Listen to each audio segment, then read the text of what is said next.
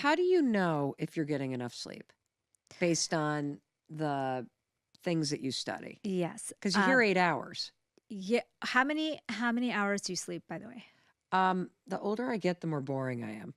So I would say 9 or 10. Yeah, I love that. People who sleep less than 6 hours have higher mortality. They have lower mood, and they are hungrier, as we said, with the leptin. Huh. What you want to do is really to realize how much sleep you need is when you sleep without an alarm. How many hours do you sleep? And not when you're sleep deprived, Oh, but I bet I sleep 10 hours. yeah, If I that's don't have an alarm on, I sleep way longer than I think I'm going to. when you look at the last couple of weeks of your life, the Yes. best days, the when you felt the most refreshed, the best mood, Or were the days I got the highest amount of sleep that's by far. that's how much sleep you need. And every American that's listening to this is going to be like, I can't sleep that much. But you think about your best days of your life happened when you slept adequately. It changes your hunger hormones. It changes your hormones in general, for women, especially as we get older.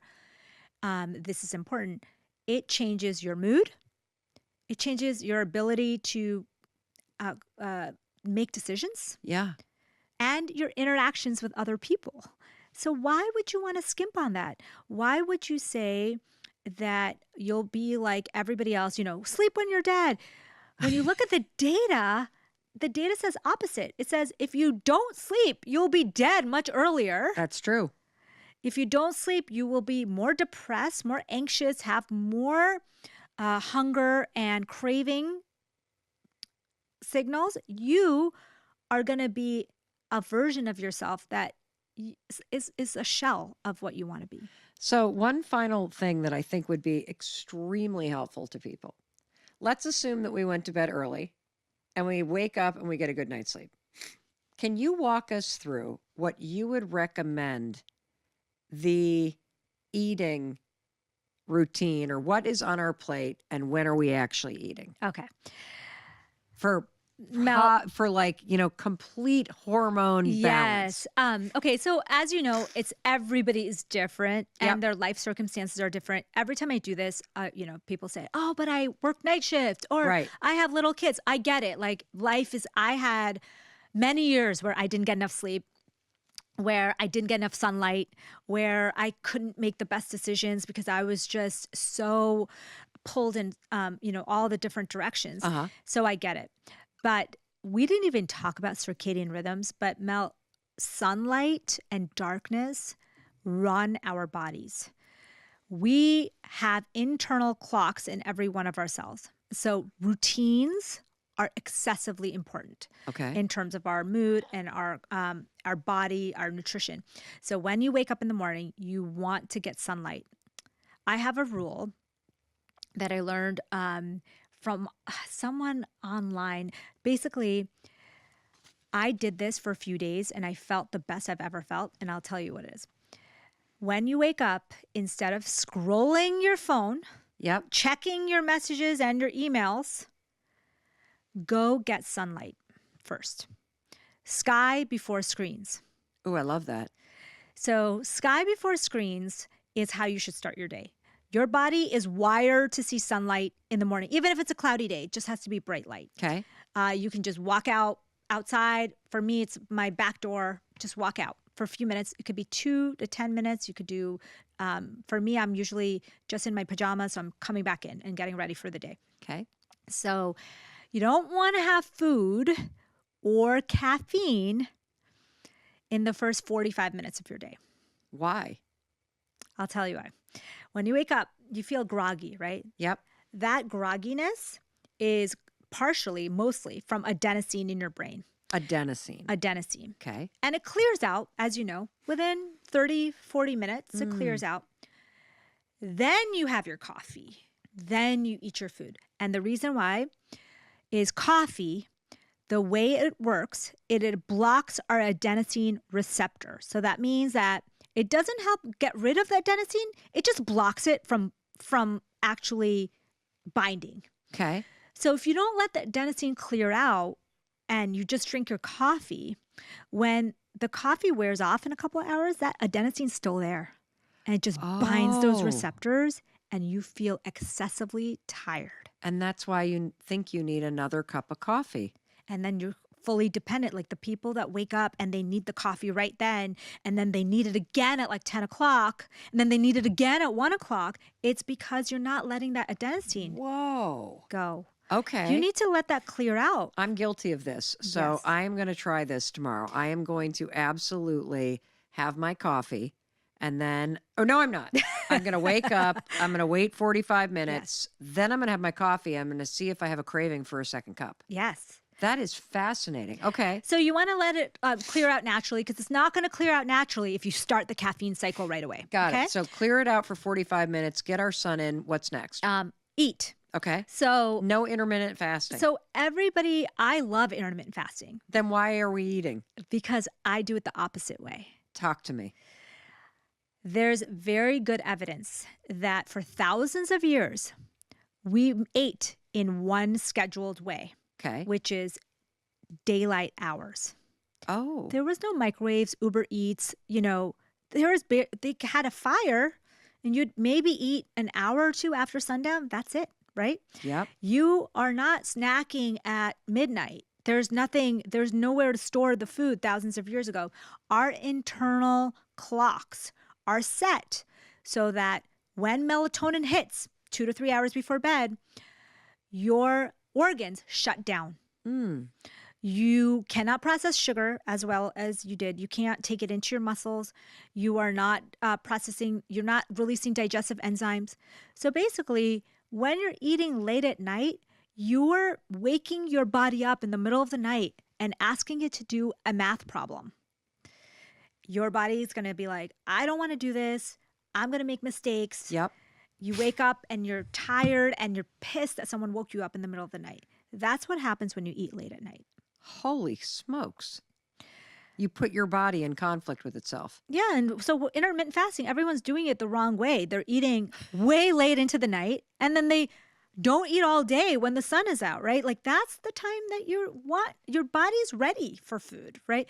So ideally, you wait an hour because nobody needs to be eating every minute of every day. Yep. Americans we just eat 14 to 16 hours a day. It's just too much, right? So you wake up, maybe you get some movement in, you get your sunlight, you eat about an hour or two even after you wake up. You don't Okay. need to push it to 2, 3, 4 o'clock. Like people are doing this thing.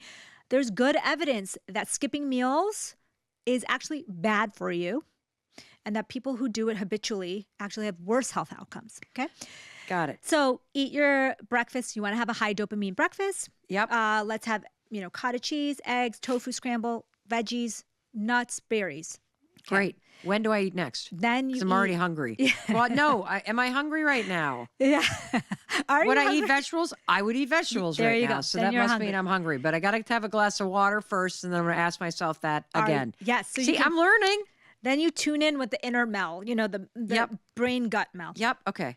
So then you can eat when you're hungry. Again, you can use your inner cues. It could be 12, could be 1, whatever your inner cues. Okay. You'll notice your ghrelin is set to on a timer. Every day you'll get hungry at the same time. So hello, ghrelin. Yeah. It just dumped on. It just I think dumped on me. Yeah. So what do you eat for lunch? So basically, lunch is a chance for you to get the healthier you eat earlier in the day, the better your chance of sticking to it. So Okay. they always say exercise and eating healthier foods, breakfast and lunch is your best chance. So for me, Okay. I automated, and I had already talked to you when we had talked before that I try to eat the same things every day. So what do you eat for lunch? So I eat a salad for lunch. I usually put a protein source on it. It could be different beans, nuts, it could tofu, you could do eggs, you could do salmon, whatever you want.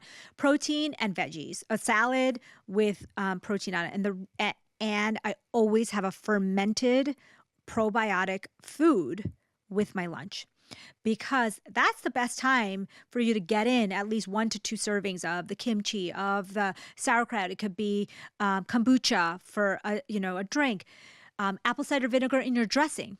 Yep. So that's when you have the best chance. Really simple. It Okay. can be very simple. And then your dinner is when you want to eat. If you are Serotonin, someone, baby. yes, you're learning. I'm paying attention. So if I know it's not sexy to say eat carbs, but carbs actually can be very healthy for you, especially in vegetable form, sweet potato, quinoa, whatever it is. You can eat that later in the day if you want to have that big boost of serotonin. And what about snacks? If I'm like legit hungry, but I'm not really craving anything, Yes. but I'm legit hungry midday, what's your go-to snack? So remember that protein has this effect on your body that it tells your hunger hormones to stop. So if you want more leptin, eat more protein. So your snack can be yogurt. Your snack can be a protein shake. Your snack can be a piece of cheese. It can, something with protein, because that will keep your dopamine levels up. Okay. And it will keep your hunger hormones stable. So protein snack, I think women especially, we're eating just too little protein. There is a theory that the reason we get fat from eating ultra-processed food is because it's so low in protein that your brain never gets the signal that you're full. Your protein threshold is never met. Wow. One final thing I want to ask you, because we didn't really cover it, gluten. Everybody I know is gluten-free. Yeah. It's not the gluten. There's very few people who are actually allergic to gluten. It is very common to have GI issues with processed gluten. So when you eat a lot of bread, pizza, carbs, but that's not the gluten itself. It's the fact that you're eating processed food.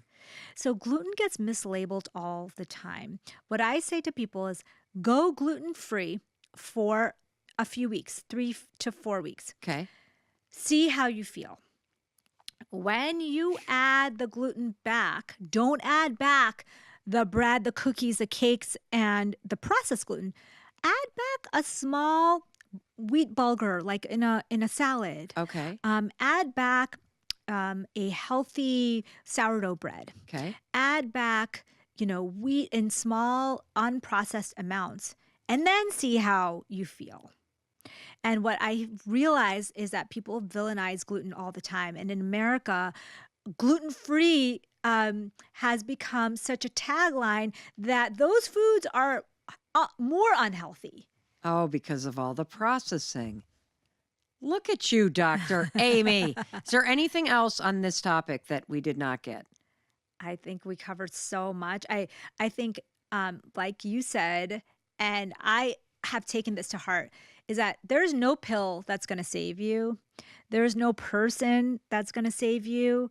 When you learn about all this, when you actually listen to your own self, you're going to be the one who saves yourself. If you're not currently taking a high-quality multivitamin or other supplements, what are the non-negotiables where everybody should start? For probably less than $1 a day, you can get what you need, which is a multivitamin. Yep.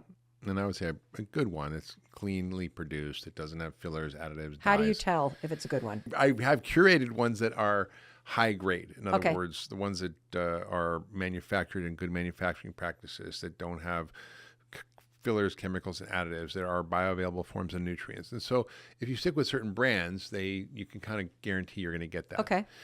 Then I think a vitamin D for almost everybody, even in the summer. People are like, I'm taking, vitamin D in the summer. I don't need it. You do. Most people, unless they're out there running around half naked between 10 and 2 every day all year long, you're going to be vitamin D deficient. That's only you. I've seen you in your before and after photos that we're going to link. The dude is tan with the six-pack. You're running around getting the vitamin D. He's embarrassed and laughing. We know it's true. Now, is there different forms of D, Vitamin like D3, D3? Vitamin D3. And do you have to take it with And, something else to be absorbed? With fat. You need with fat. So with food, basically. Okay. So maybe between 1,000 to 5,000. The government guidelines say up to 4,000 is safe. So there's no downside to that. And then fish oil for most people, because 90+% of us are deficient in omega-3 fats because we don't eat wild food that much anymore. What does the fat do? These omega-3 fats are fats that we need in small amounts that are what our brains are made up of. Oh. They regulate inflammation. They are what our cell membranes are made of. They are basically the most critical fats that we consume, and most of us don't have enough of them. And they can treat depression and very many mental issues. Even ADD has been found to be helpful. Postpartum depression. I mean, so a lot of things that we just think, oh, what do we do with these things? But there are great studies that show that these can be effective. So I think that's a kind of basic non-negotiable. Got it. So multivitamin, everybody, the D3 and fish oil. And fish oil. What about magnesium? Because you've mentioned it a couple times. That's my fourth one. But depending on your symptoms, and how do you know you need magnesium? Well, I don't know. How do I know? Listen up, everybody. It's pretty simple. If you have anything that's irritable or twitchy or spasmy, it's likely you're magnesium deficient. So if you're anxious, your emotions are twitchy. If you have palpitations, it's twitchy. If your colon's not working and it's in spasm, you have constipation. If you have muscle cramps, you have eye twitching. Any of those things are signs of low magnesium. I'm just twitching as you describe those symptoms because I'm like, check. I'm going to use, I promised everybody a appointment, zero cost, with one of the world's most respected medical experts and leading voices in the functional medicine space. My toes cramp all the time. Yeah. Why? Everybody's favorite radio station, you know what that is? No. WIFM. What does that mean? What's in it for me? What's in it for me? Yes, exactly. So your toes. Yes, my toes. Probably cramp because you have either electrolyte imbalances or magnesium. Oh. And so if, people often don't have enough electrolytes in their diet, particularly potassium. So you can get that from eating lots of vegetables, from vegetable broths, or take electrolyte solutions. But taking magnesium is a huge cure for muscle cramps, and it's particularly foot cramps. So what surprising things cause your magnesium to go down? So we should have a lot of magnesium because it's in all foods, nuts and seeds, and a lot of plant foods. But we do so much to make our bodies dump magnesium in our urine. We drink too much soda, we have too much caffeine, too much alcohol, and too much stress, all of which cause us to lose magnesium in our urine. How does it make you lose magnesium if you drink a soda? Well, it's got something called phosphoric acid in it, which is in the dark colored colas, and that causes you to leach magnesium out. And wow. Yeah. And what about seltzer versus water? I'm really curious about whether or not drinking seltzer. It's okay to drink bubbly water. I think you should mix it up. But if you only drink bubbly water, it's probably not totally great for you. But if you have water and sparkling water, if you like that, I love sparkling water. So not an issue. Well, let's talk about depression because anxiety is not a disease. ADHD is not a disease. No, they're just. Let's talk about depression though, because that is technically like a disease, right? Well, anxiety is a disease, and ADD is considered a disease. I mean, why? They're in the disease classification manual. I don't agree. I think here. Let me just back up a little bit. We have like 155,000 diseases in our doctor manual that we can pick from when we want to diagnose somebody, and most of them are just descriptions of the symptoms that people have, but tell you nothing about the cause. So is the root cause inflammation? Is that the root cause of all of this? Many things is inflammation. What is the root? Everything. What are the options when it comes to root cause for you as a functional medical doctor? Yeah. So basically, at the beginning, we talked about taking out the bad stuff, putting in the good stuff. Yeah. And the body's not that complicated. I mean, it's complex. It's very dynamic, but basically, it needs certain things to thrive, and certain things make it not thrive, right? So what are the things that we need to think about getting rid of that the body doesn't like? Okay. Bad food. Yep. And we've sort of defined that's processed food, sugar, most of the stuff that people are eating. 60% of our diet is ultra processed food, which is deadly.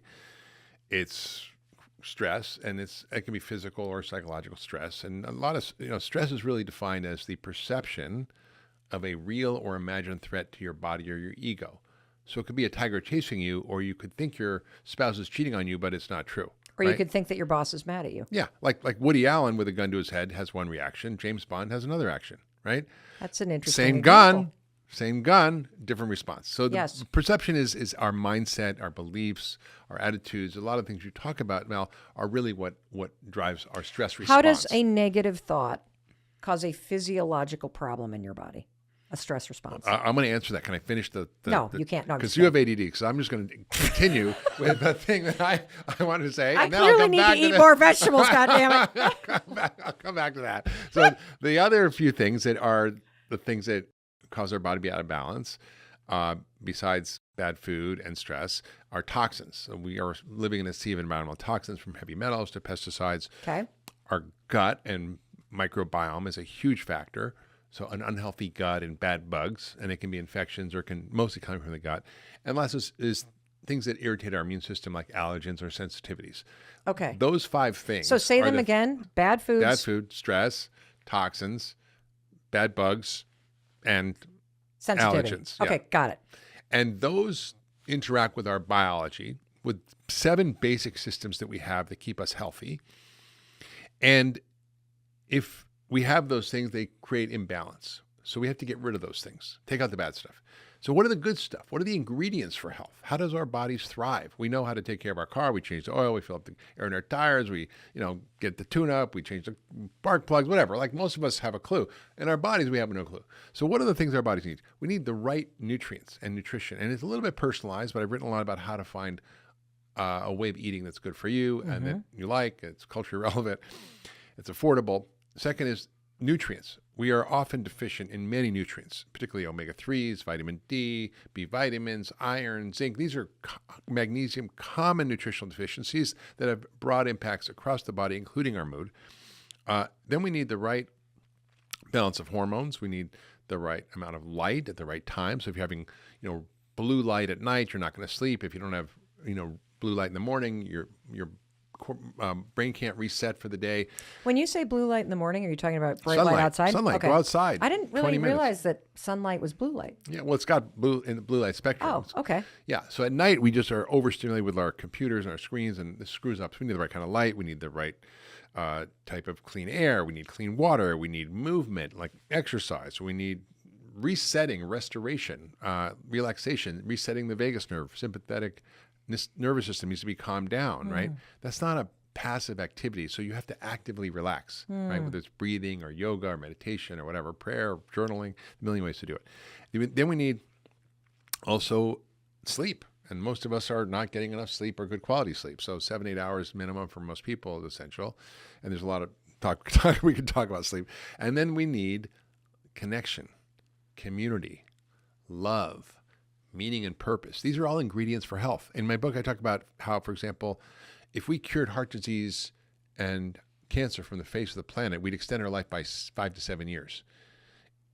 If we cured loneliness? If we cured loneliness and develop connection and meaning and purpose, we extend our life by 7 years or more. So wait a minute. Basically, having meaning and purpose and connection in your life is more powerful than curing cancer and heart disease in terms of longevity. So and I know from my travel to blue zones, that was a big part of the medicine they had, was community is medicine. Right. Connection is medicine. Yeah. And And I'm sure you're seeing it as a epidemic of loneliness, especially coming out of the pandemic. Totally.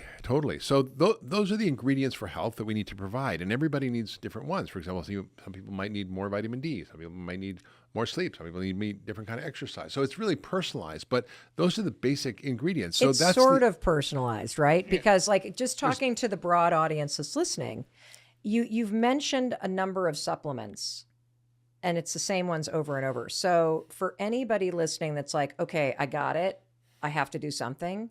We've already talked about diet and changing your diet, and even just noticing that if you were to remove the things we've talked about and add in this very simple, clean, healthy, vegetable forward and clean protein diet in 6 to 10 days, you're going to feel like a different person. Just try it. Try it. And then you can decide what you want to do after that, right? Yes. I want to keep eating my donuts. Okay, fine. Then you're going to feel like crap. And if you want to feel like crap, it's your prerogative. Right? Well, I'll tell you something. I am now on, it's like, I don't know, day 30 something of not drinking. It's life-changing. Yeah, totally. It's totally life-changing.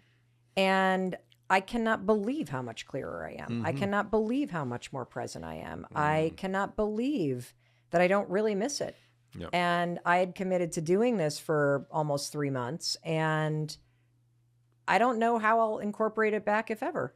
Maybe here and there, but like it just was such a profound difference for me that I'm kind of dumbfounded I didn't do this earlier. Yeah. And so I think you can tell almost immediately. You know, one of the reasons why I love you is you have been an expert on the brain and a psychiatrist for 40 years, and you do not focus on what's wrong with us. you literally teach us how to bring out like more awesomeness through brain health. You call it elite brain training. What is that? Well, a long time ago, I realized I hated the term mental illness.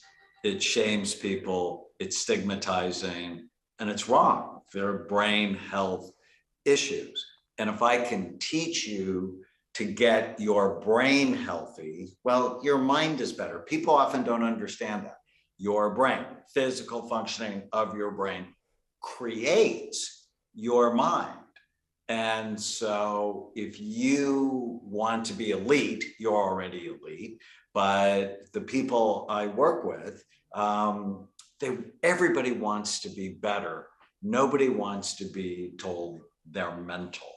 And so the mission I have on the planet is to end the whole concept of mental illness and create this revolution in brain health, which is why I'm so grateful to hang out with you today.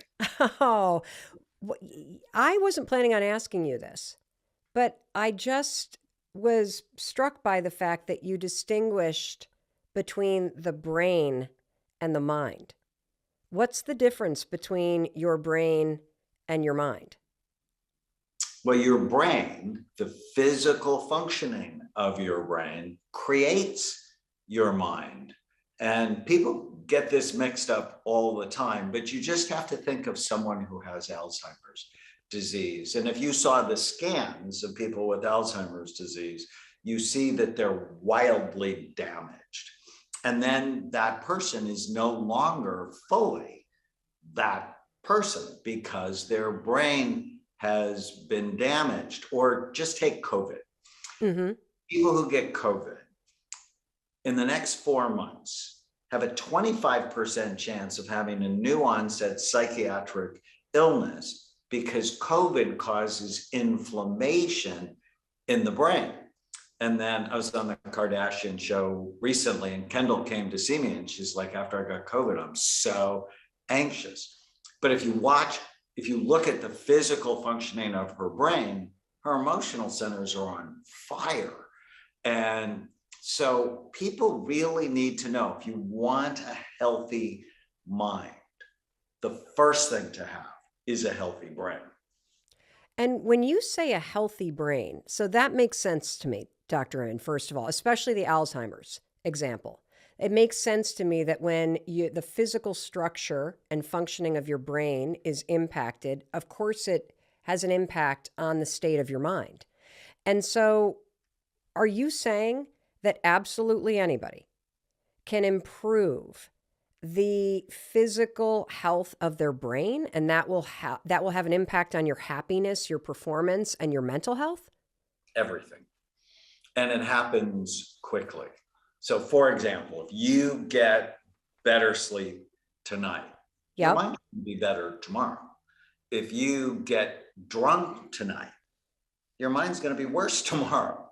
And because those both have a direct impact on the physical functioning of your brain. Wow. Like, it's interesting because you're right. There is so much information and so many conversations out there about mental health, but you have this revolutionary approach of teaching all of us how to take better care of our brain and how to improve our brain itself and how that has a direct impact. So I want to start at the very beginning because, you've been doing this for 40 years. You are, in my opinion, the world's leading expert on the brain. And can you give us just a 101 on the brain and what you want anybody and everybody to know about the brain? And I want you to speak directly, Dr. Amen, to somebody who may be listening who's never thought about this topic before. So your brain is involved in everything you do, how you think, how you feel, how you act, how you get along with other people. It's the organ of intelligence, character, and every single decision you make. And when your brain works right, you work right. And when your brain is troubled for whatever reason, you're sadder, sicker, poorer, because your decisions aren't as good. And the very first step in getting a healthy brain is developing a concept I call brain envy. I always say Freud was wrong. Penis envy is not the cause of anybody's problem. I haven't seen it once in 40 years. It's brain envy is what you want. You want to love the 3 pounds of fat between your ears. You know, today I'm in Miami, but I usually live in Newport Beach, where we have more plastic surgeons than almost anywhere in the world, because people care more about their faces, their breasts, their bellies, and their butts than they do their brain. And that's insane, because it's your brain that makes you attractive. It's your brain that makes you happy. It's your brain that keeps you purposeful, or it's your brain that is the organ of rage. And so getting your brain right is critical. And it's these 3 steps. Brain envy, got to care, avoid anything that hurts it, know the list. And quite frankly, most second graders would get a 90% if you gave them 100 things that hurt their brain. And then the third thing is regularly do things that help it. And I worked with BJ Fogg for 6 months. He runs a persuasive tech lab at Stanford on how people change. And we develop tiny habits. You know, what's the smallest thing you can do today that will make the biggest difference? And the mother tiny habit is, whenever you go to do something today, ask yourself, takes 3 seconds. Ask yourself, is this good for my brain or bad for it? And if you can answer that with information and love of yourself, love of your family, love of your mission, you're going to just start making better decisions, because you care about the organ that makes you you. Wow. All right, let me unpack this. So number 1, brain envy is this idea of actually caring about the health of your brain. And so do you recommend that you have somebody in mind that you envy? Like, clearly I envy you because you take incredible care of your brain. But is it just this concept that you just actually have to wake up and realize that what's in between your ears is the most important aspect of your health and wellness, period? Is that what you're saying? Yes. And number 2, you then said that there are these micro habits that you have developed, one of which is asking yourself literally throughout the day, is this good or bad for my brain? So let me just role play that one real quick, because you said that like 90% of second graders can answer the question correctly almost all of the time, but we adults get it terribly wrong. So let's just say it's breakfast time. So how do you use this to start to make better choices that help your brain? Like, do you literally go, okay, am I having a cup of coffee or a glass of water? Am I eating like a big piece of toast with tons of butter and all this crap on it? Am I taking my supplements? Like, how does this play out in somebody's day-to-day life, Dr. Amen? So I used to play a game with my daughter when she was little. Her name is Chloe. And we called it Chloe's game. And I would say blueberries, and she would say 2 thumbs up, God's candy. And then I would say Frosted Flakes. She'd go, way too much sugar. Or avocados, 2 thumbs up, God's butter. Or hitting a soccer ball with your head. And she would just roll her eyes like, brain is soft, skull is hard. That would be so stupid. and so if you think of the standard American diet, sad, almost everything's bad for your brain. From the toast in the morning, to the sugar cereals, to the donuts, to the pastries, to the coffee with sugar and milk in it. No, those things are not great for the health of your brain. But if you did intermittent fasting and you sort of skip breakfast, well, that's good for your brain. Why is because that? Why is intermittent fasting good for the brain? because it helps your brain clean up the trash that builds up from the day before. There's a term called autophagy, which is cells start to eat the extra trash that built up the day before. And so if you don't sleep, you don't have enough time for the cleaning crew to come and sort of clean up your brain. Intermittent fasting gives you a little bit more time to do that. So breakfast is marketing, and it's actually not essential. Now, for people who might have hypoglycemia or low blood sugar, then breakfast really is important. And kids who have ADD, for example, if they have protein in the morning, their medication lasts longer throughout the day. And when you and I were growing up, things like sausage and eggs were common for breakfast, where now, because everybody's on the run, it's sugar-laden cereals, juice. That was the only thing the second graders got wrong when I tested them. So I gave them a list of 20 things, and I'm like, good for your brain or bad for it. And the only thing they got wrong was orange juice, which they put in the good category, but it's clearly in the bad category, because when is it rational to have the sugar from 4 oranges? It's not rational. That's true. It makes a lot of sense. What are 3 micro habits that have the biggest impact on the health of your brain, other than asking yourself, is this good or bad for my brain? So I start every day with today is going to be a great day. Because once you get the physical functioning of your brain healthy, you then have to program it. And so I knew I was going to talk to you. It's the first thing that came up in my mind. So I start every day. And if you have children, it's really good to do this at breakfast, which is if you have breakfast. So why is today going to be a great day for you? Directing your mind, which for many people, because of evolution, they wake up in a negative state.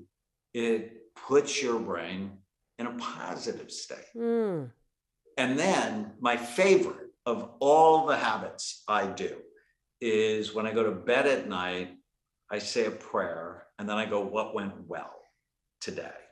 And I go on a treasure hunt. And I actually start from the very moment I woke up, looking for what was right about the day. And I've done this now 7 or 8 years. And even the night my dad died, about 2.5 years ago, and it was an awful, awful day.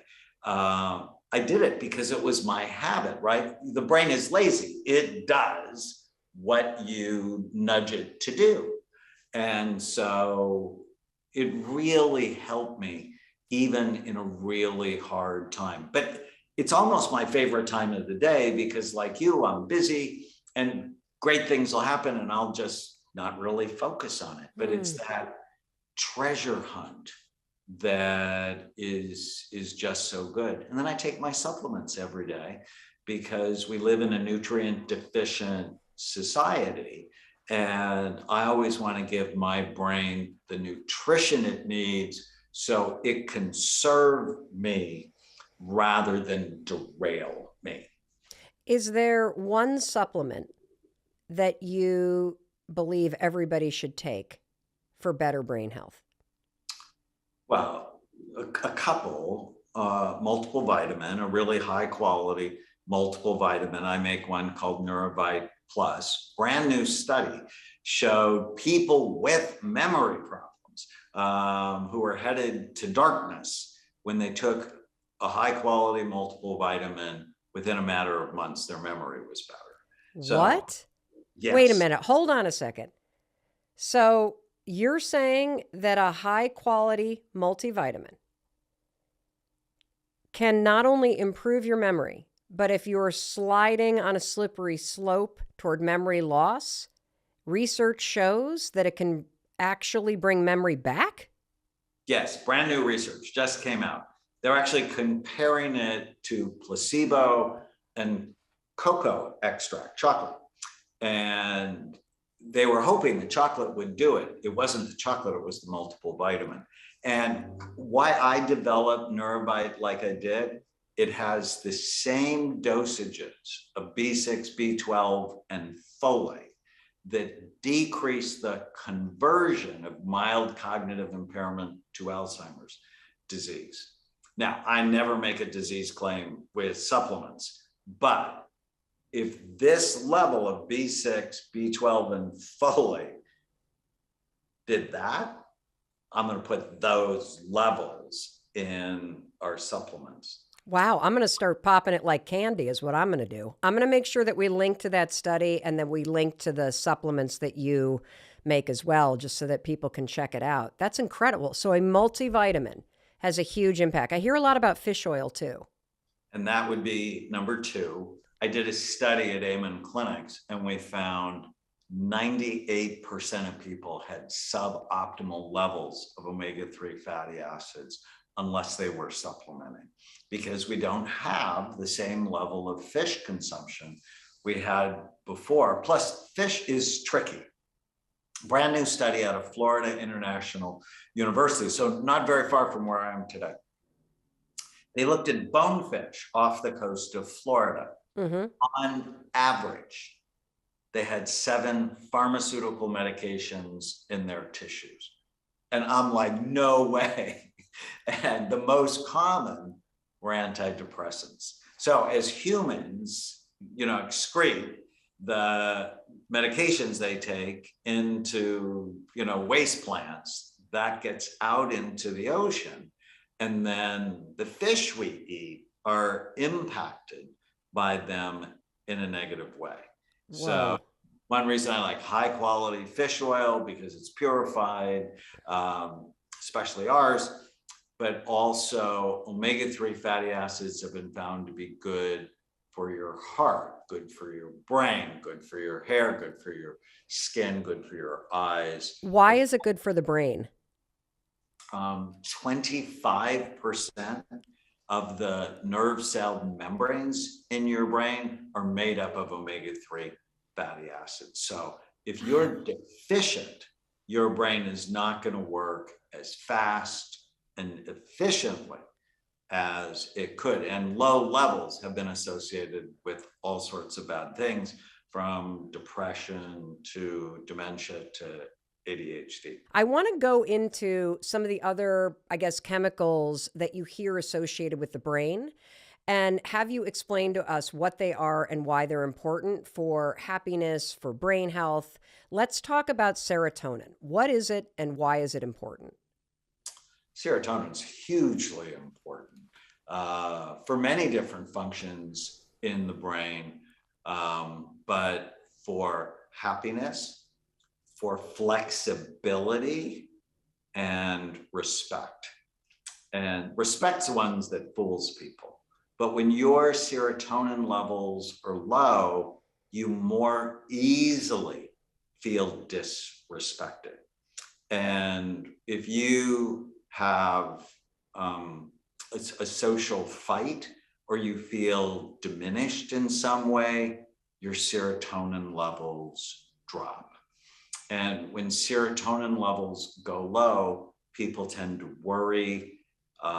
They get stuck on negative thoughts, negative behaviors. They tend to be argumentative and oppositional.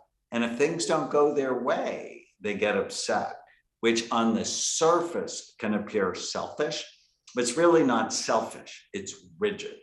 And boosting serotonin with like bright light therapy, which is why it's so important to get sunshine. And while, as we go into the holidays, time change happens just at the wrong time, right? As we get less sunlight and it gets colder outside, we just, then got a bomb dropped on us, like all of a sudden you lose an hour a day of light. And light is so important. Let me back us up a second. So does your brain create serotonin? Is that what is the function of serotonin in the brain? So your gut makes about 90% of the serotonin in your body, but it doesn't go directly into your brain. Your brain creates serotonin from the amino acid precursor called tryptophan. And that's why often eating tryptophan rich foods, like turkey, can be helpful, but not in a ketogenic way. You have to eat tryptophan rich foods with a carbohydrate because you need an insulin response to drive tryptophan into the brain. So turkey and sweet potatoes together is a great combination to boost your mood. So when you have high levels of serotonin, how does that impact you? You tend to be happy. You're a little bit less motivated.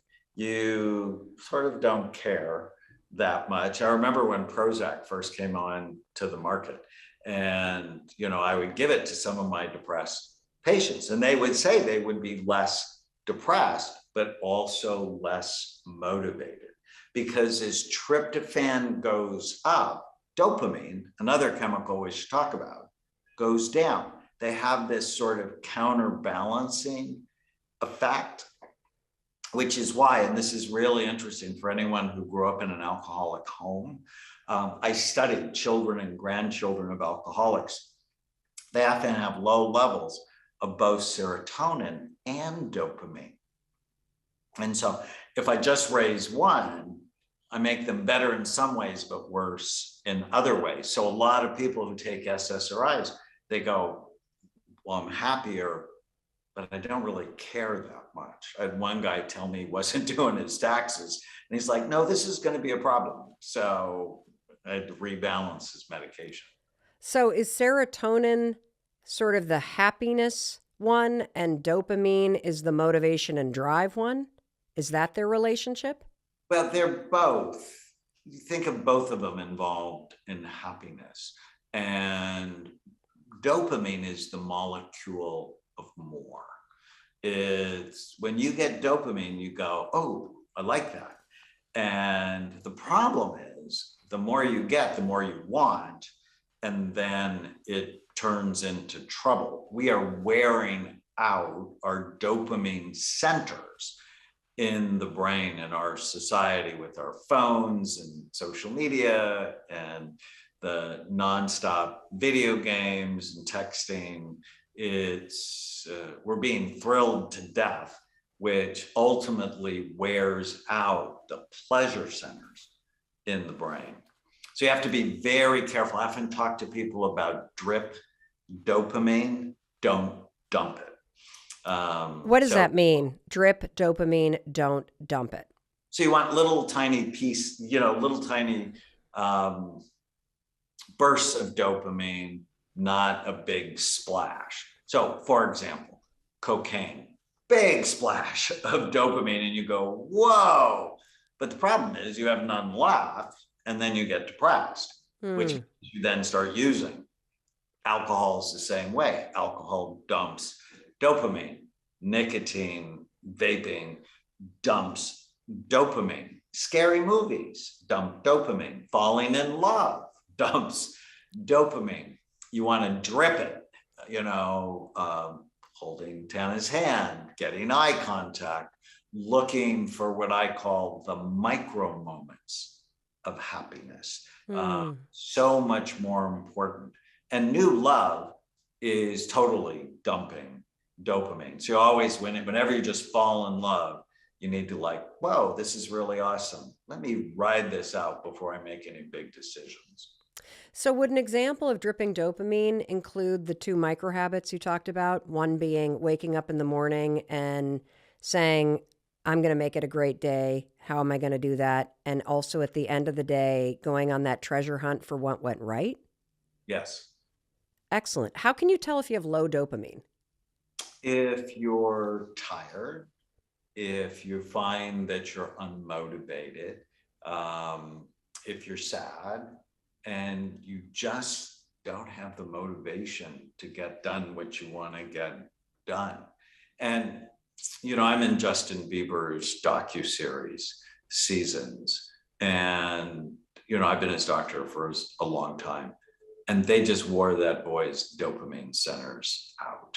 And then, when you become famous like that, you have access to women, to drugs, to video games, and just completely, almost killed that boy. And they deadened his pleasure centers. But the good news is, even if you've been bad to your brain, by doing the right things, your brain, we call it neuroplastic, it can be better, even in a matter of months. Wow. We've talked about supplements. We've talked about some micro habits. What are 3 simple ways to increase dopamine? Cold showers will do it. So I just took a shower before I did it. And I always finish with like 2 minutes. I turn it all the way cold, because cold therapy has been shown to increase both norepinephrine, another neurotransmitter, and dopamine. Eating tyrosine-rich foods. So we talked about tryptophan, the amino acid building block for serotonin. Tyrosine is the amino acid building block for dopamine. So things like almonds and eggs and beans and fish and chicken, dark chocolate. But you don't want to do that with an insulin response or with a carbohydrate.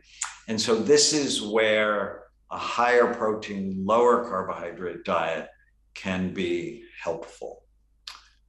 Exercise also does it, and certain supplements like tyrosine. So tyrosine is a supplement, and it's the amino acid building block for dopamine.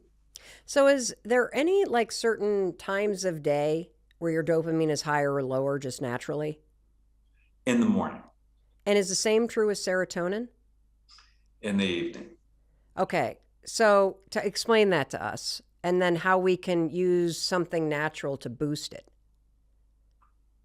So everybody's circadian rhythm, or the rhythm of their energy, is different.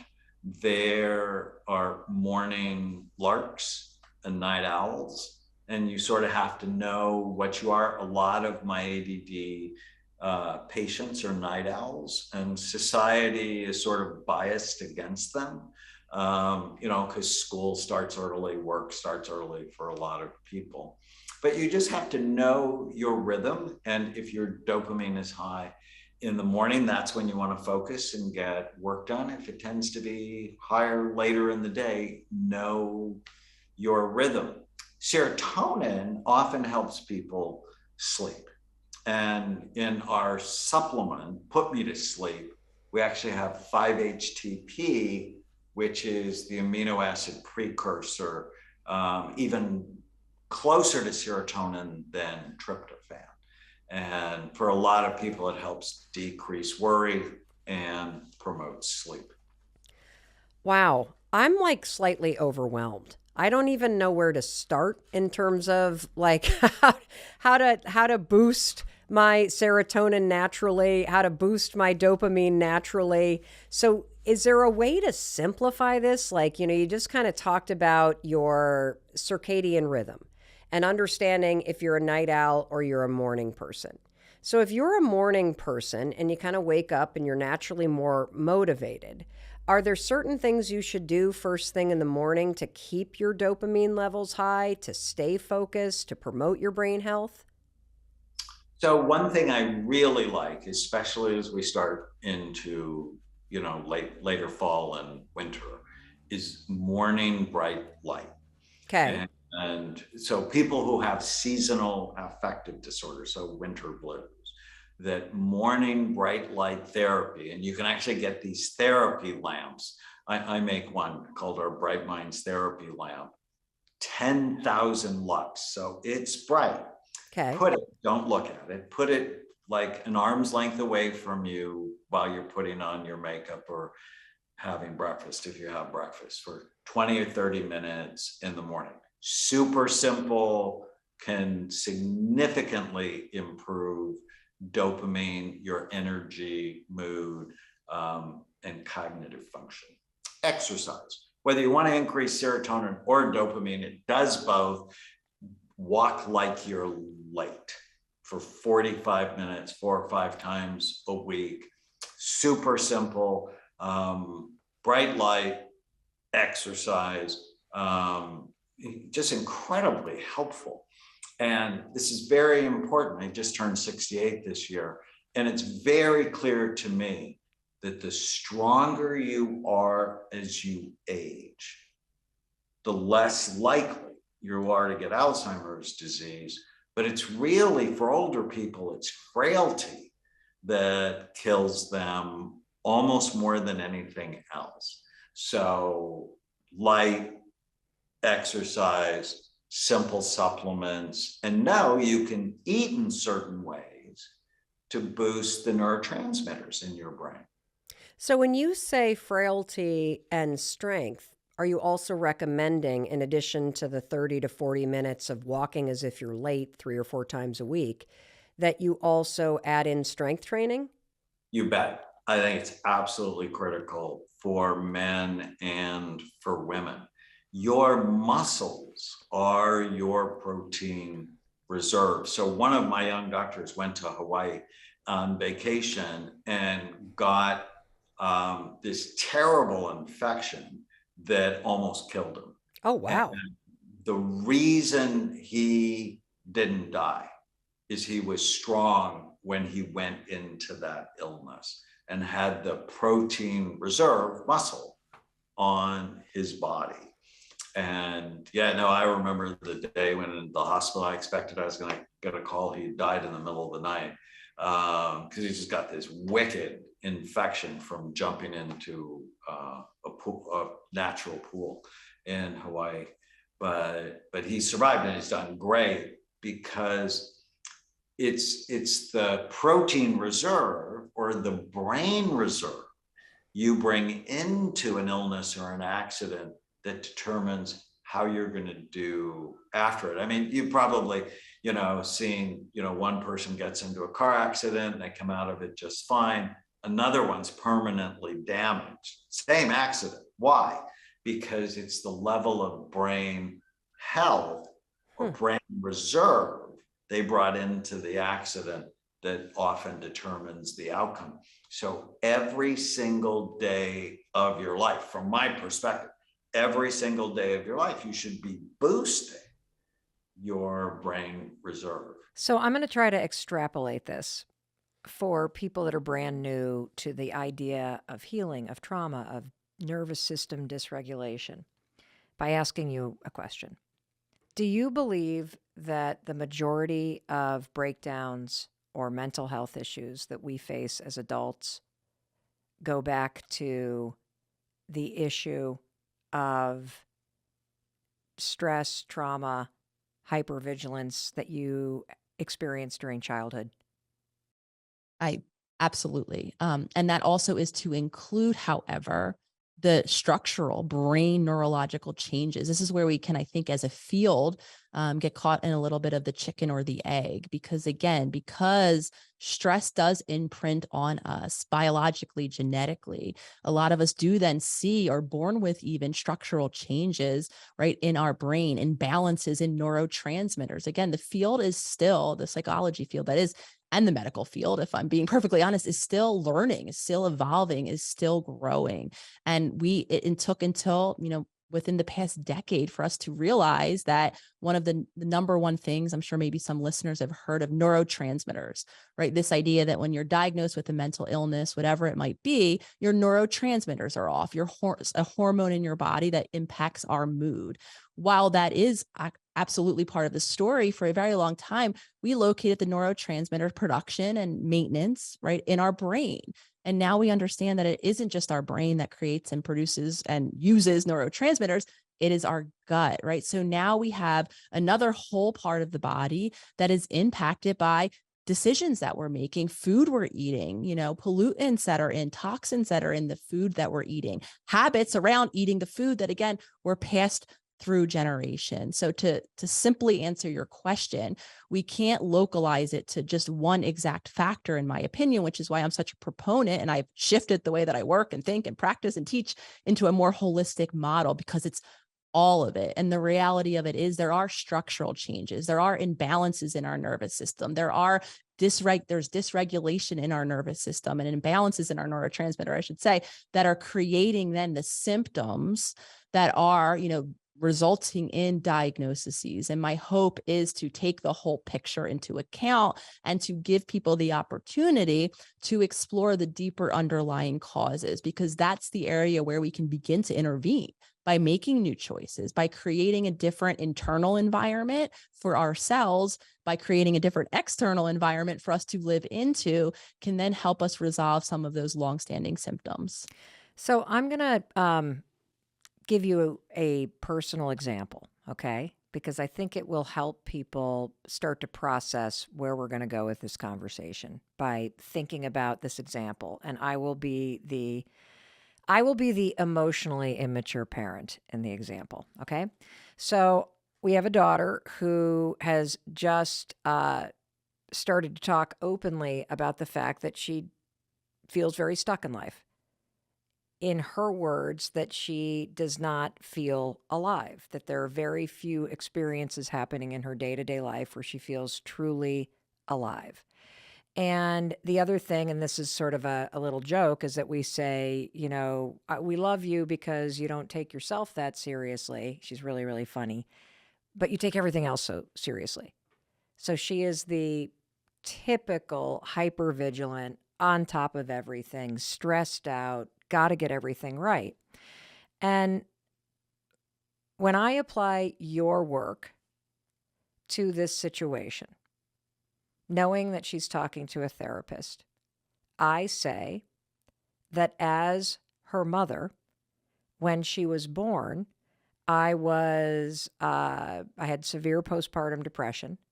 I had an incredibly traumatic birth, and I was, in your words, emotionally immature, which means I personally, as a new mom and just as a human being at the age of 29 or 30, I could not handle my emotions. I screamed, I vented, I, was very unpredictable. And on top of it, for the first 8 weeks of her life, because the postpartum depression was so severe, Dr. Nicole, and I was so heavily medicated because it was a dangerous situation psychologically and physically for me, I couldn't take care of her.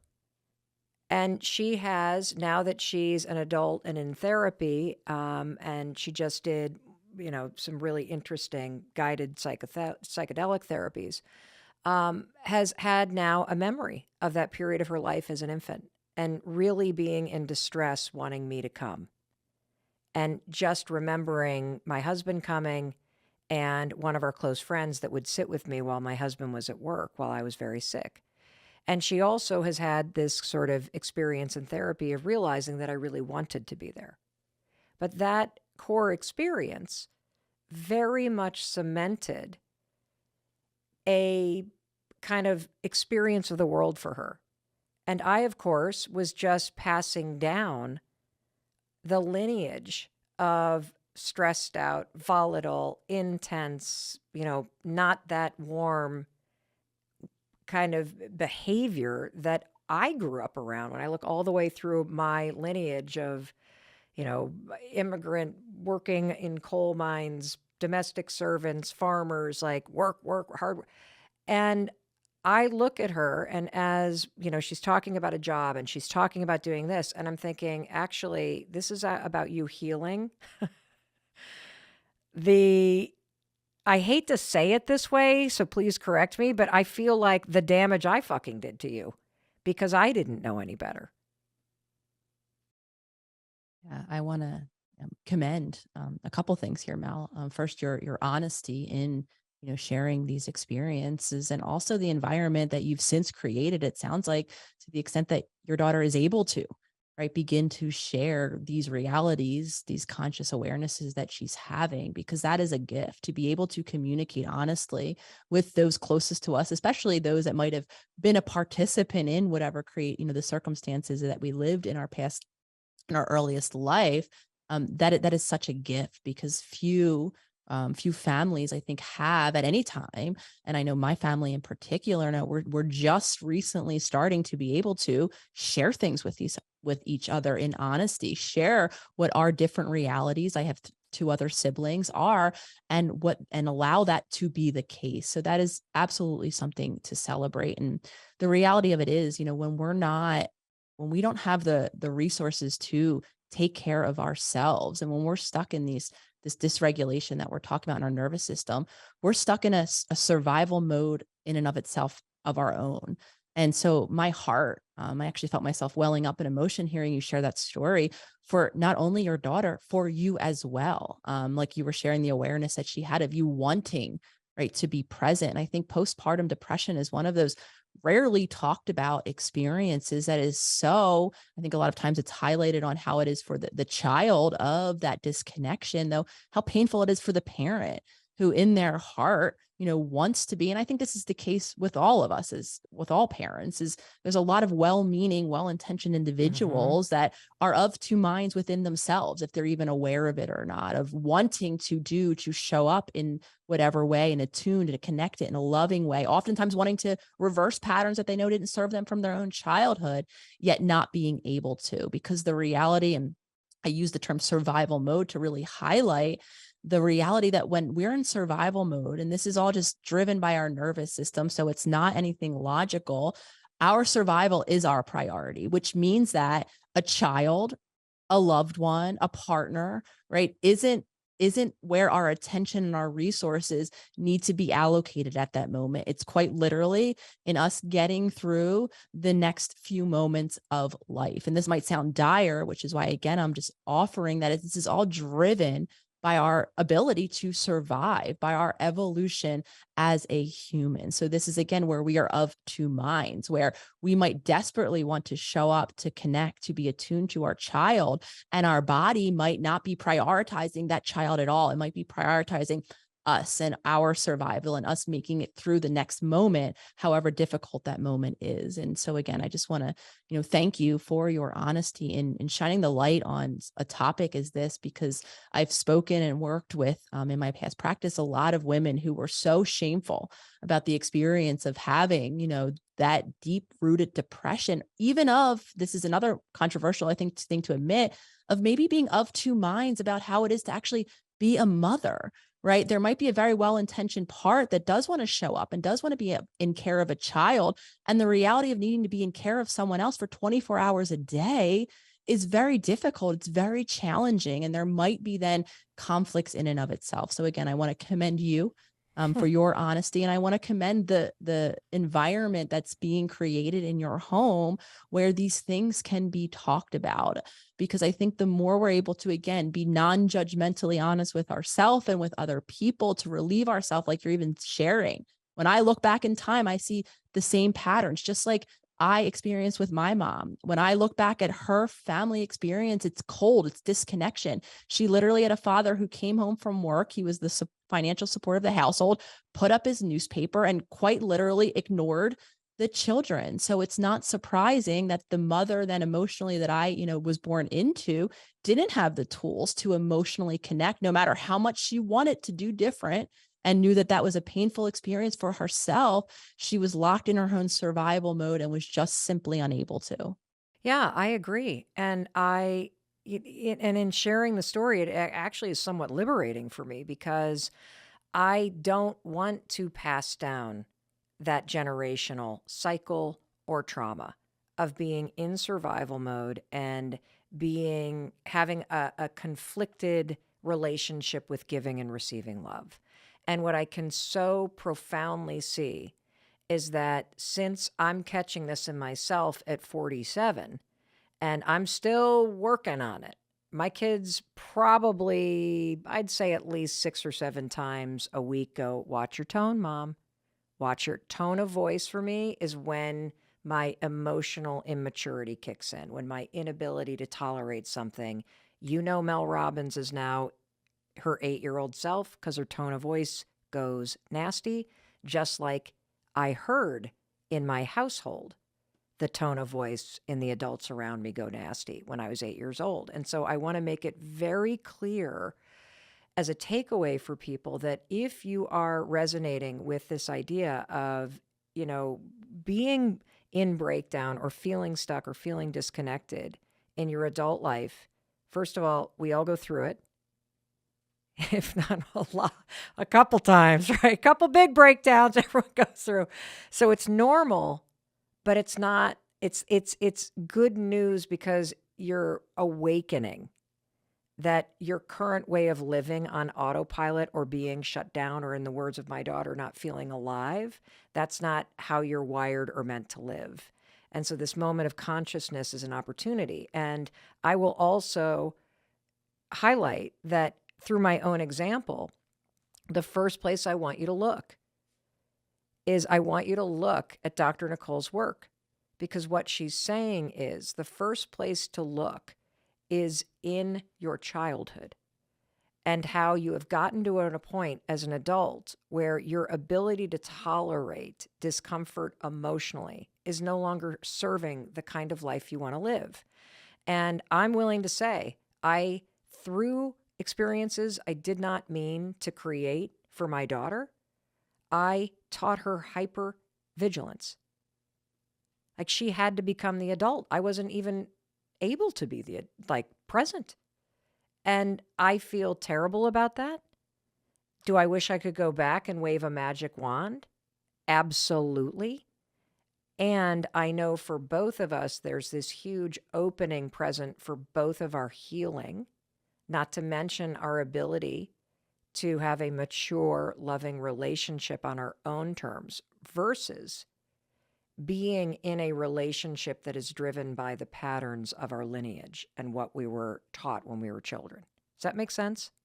Oh, 100%. I'm shaking my head very ravenously over here because, I think it's important for me to state as well is I still have moments where for me, my reactivity comes out as passive aggressive, snarky, underhanded comments where I'm not able to directly say it is how I feel to another person. Again, because without that attunement in childhood, without that safety, I learned the act of suppressing it, of going away on my spaceship and not ever saying what was really wrong. I also have a habit of disconnecting from my loved ones, my relationships, of literally going and walling myself off in my bedroom and then holding them responsible for not coming in and not being connected and not supporting me when I need it. And I like to use this visual of it. It's as if I have my hand held out in front of me and I'm demanding, sometimes even with daggers on the end of it, and then demanding someone come and give me a hug. And again, all of this for me, you said something really beautiful that I think is important to touch on. All of this goes back to, for me, the inability to be emotionally connected, to give and receive love in my childhood. And as counterintuitive as that sounds, especially for all of us in relationship, many of us, few of us, I should say, in adulthood, actually have had that lived experience of giving and receiving love for being who we are, for just sharing how it is for us, what we think, what we feel with another individual. So while we might, and this was so much, of my life for so long, all I desperately wanted was to be connected. I would leave partners because you weren't able to connect with me. I didn't feel close to you.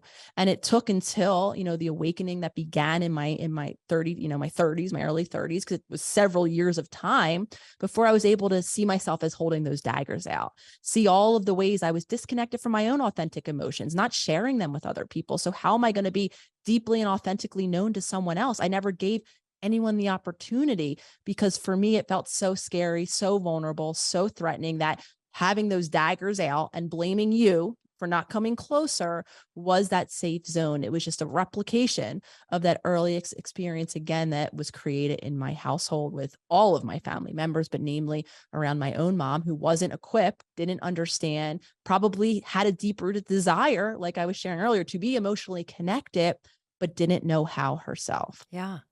I mean, we only can do what we've been trained to do until we wake the hell up and heal ourselves and teach ourselves to do something different. how the hell do I change my mindset?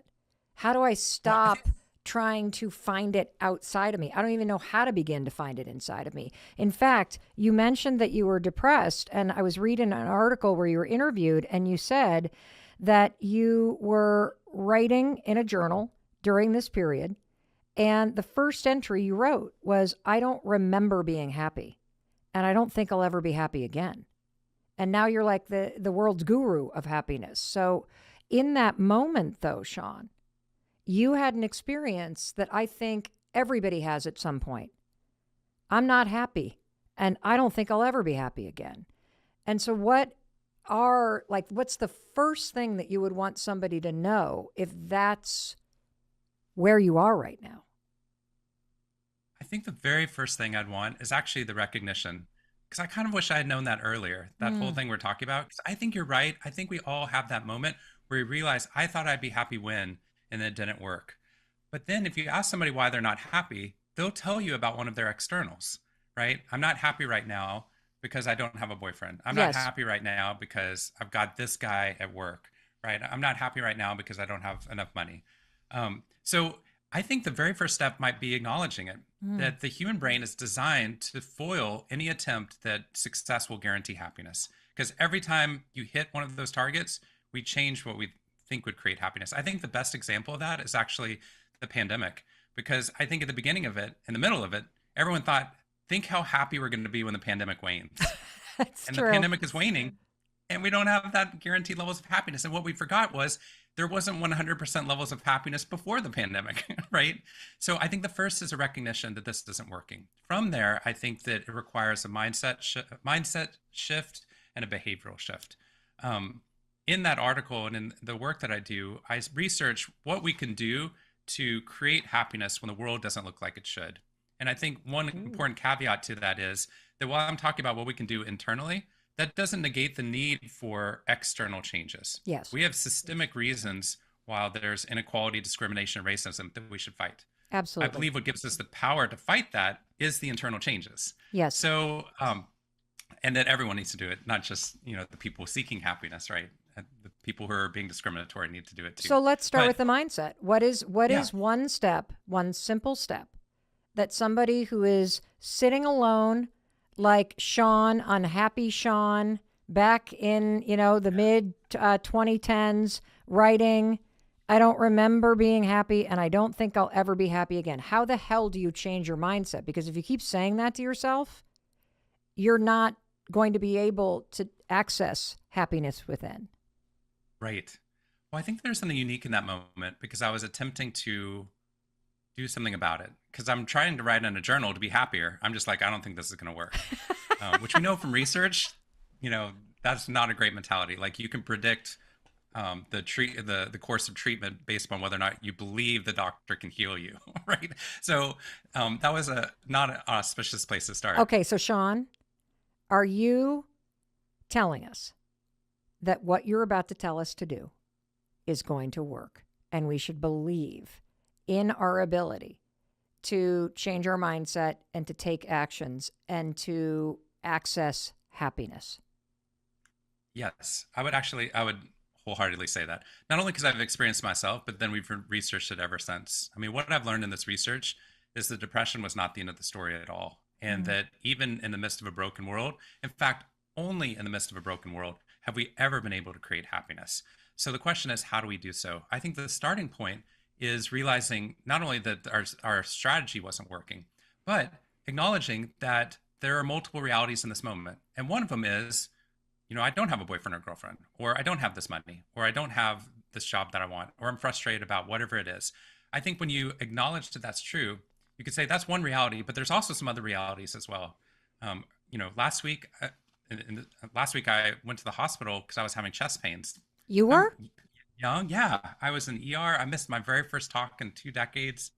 And, I realized in that moment when they strip you of kind of everything and the doctor's going to knock on the door. When the doctor knocked on the door, I was like, this could change my life. It didn't. I was completely fine. But in that moment, like my whole life changed, right?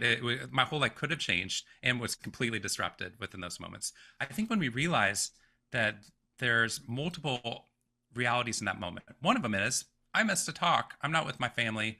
I'm in a hospital I don't want to be in. That's true. On the other hand, I'm going home today, right? I'm going home to two kids that I love and a wife that I love, right? Those are equally true, but in the same reality. And because my brain has a limited amount of resources, I need to choose. And I need to choose what I'm going to be focusing my brain on. There is so much negative in this world that I could spend the entire rest of my life focusing upon that and upon my fear. But that doesn't serve me at all. It's not a valuable reality for me. That in the midst of these multiple and true realities, I'm going to look at the ones that and focus on the ones that are going to allow me to fix the negative parts of my life, or that are at least going to give me the optimism, happiness, and joy to take the next step and the next step. In depression, I just needed a step forward. I felt like I just stopped moving. So I started doing these habits, and these are the habits that we know work. And these are all the things you know about as well, right? The gratitude, for example. And I think that this would be my answer to someone sitting there and to that, that 26-year-old boy who is feeling this, was in those moments, I needed to scan. I need to stop scanning for all the deficits in my life. And I need to use some of those finite resources to scan the world for the things that I was grateful for. And it was hard because my brain kept being like, yes, but what about this? Yes. But what about this thing you don't have, right? Yes. So I had to literally train my brain. And we train it exactly like we've seen anything else with the human body, is I had to keep doing it, right? Like I can't build a bicep if I only lift a weight once, then I'm done, right?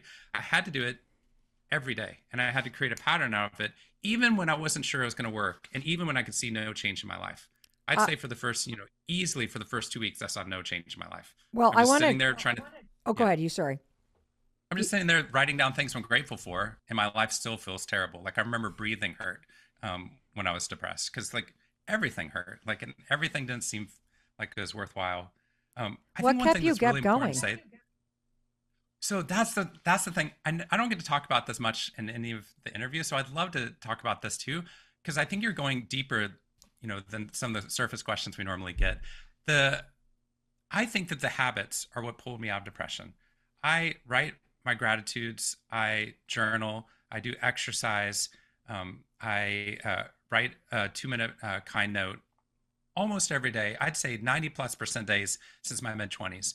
I know that when I don't do those things, it's like when I don't brush my teeth, I get this film in my mouth. That's what I feel like my world looks like when I don't do those habits. Those habits are the building blocks for creating happiness. But the turning point for me, which I never get to talk about, the turning point for me in all of this was actually not me. My job was to make sure other people didn't get depressed. So I kept trying to be there for other people. I was just supposed to be this paragon of, of knowing what you're supposed to do and optimism, right? And I kept going deeper and deeper in depression because I knew that there is a dissonance between what I was feeling and what I was showing to the world. The turning point for me and what actually got me to try to do those habits was at the bottom of the depression for me. I turned to my 8 closest friends and family and told them that I was going through depression. And, a couple of these people were sort of my competitors there at Harvard, right? Or my peers. And I told them I was going through depression. I said, it's genetic. There's nothing you can do. My grandmother, grandparents, like it's genetic. I just wanted to tell somebody. But immediately the groundswell of support was phenomenal. They kept calling me. They emailed me. They met up with me. One of them brought me cupcakes. It's not what I did it, to get cupcakes. But as soon as I did that, everything changed. And the reason for it was actually a study I found way later in my life. It was a study by these 2 researchers in Virginia, and they found that if you look at a hill you need to climb in front of you, if you look at that hill by yourself, your brain shows you a picture of a hill that looks 20 to 30% steeper when you're alone compared to that hill that you look at of the same height while standing next to someone who you're told is going to climb the hill with you. So I said that in a convoluted way. When you're alone, hills actually look 20 to 30% steeper to the visual cortex, which is amazing because I thought we have this objective view of the world, right? That's bad. This is good. This is how tall that mountain is. And what we realized was it was one of those matrix moments where I realized that the world is not objective, it's subjective. And that hill, those challenges are collapsing and expanding based upon whether or not you think you're radically alone going through this and trying to get out of this, or whether you're with other people. So as soon as I did that, as soon as I opened up to other people, that was the turning point, because it was the move from happiness as a self-help idea to this recognition that happiness was not an individual sport at all. And suddenly that hill of overcoming depression in front of me dropped by 20 to 30%. And they opened up about things they were dealing with. None of them was depression, but it was just challenges they were experiencing. And we started creating these meaningful narratives and social bonds that made me want to do the habits because there was something worth doing the habits for. So it was a combination of habits and social connection and a mindset shift that allowed in that moment to break from this idea that nothing matters and that there's nothing that I can do that matters and that I have to just wait for the world to change. Well, it makes perfect sense. And it reminds me of the fact that the Surgeon General just had that op-ed piece that went viral yesterday about the epidemic of loneliness. And in his op-ed piece in the New York Times, he talked about his own struggle with it and how the turning point was him admitting, just like you did, to his college, to his family friends, and to a few colleagues that he was really struggling with this. And it was their checking in on him and them sharing back that they felt disconnected from social groups and from themselves as well after the last 3 years that really was the turning point. But I love that you added that research, because it is true. When you are down and sad and you feel like a sad sack that nobody wants to hang out with, that's the story you tell yourself. And that story then, and the emotions that feel low, make you keep isolating. And it's when you reach out that you change the behavior and you change the narrative. And then that provides a little bit of that intrinsic lift that you need, that maybe there is something I can do. Maybe there is hope. I want to go a little bit deeper on this, because you've been there and I've been there and lots of people listening have been there and are there right now. And so when somebody like you come in, or I'm sitting here on the mic, it's so easy to be resigned and like push everybody away and be like, well, that's great for you, Sean, but you don't know what I'm going through. And I think this question, Andrea, it's actually number 3. It's Charmaine. Let's play Charmaine's question, because I think it's going to help us even go a little bit deeper to provide some hope, Sean, for somebody who's really feeling like I've tried everything. Since my teen years, I've been asking myself, why am I here? What's my purpose? How do I create happiness within myself?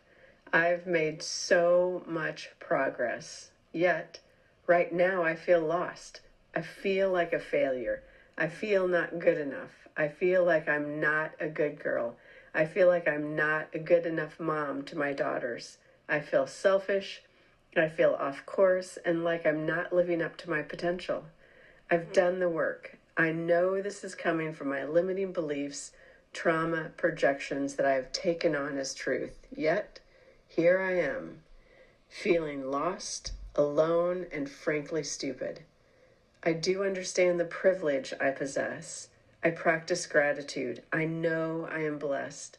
And I do a lot of things right. I don't think I'm depressed. I'm not completely unhappy. So what the fuck am I? I'm in some goddamn vortex of nirvana and hell. Sean, what pops out at you? So many things. First of all, how self-aware this person is, right?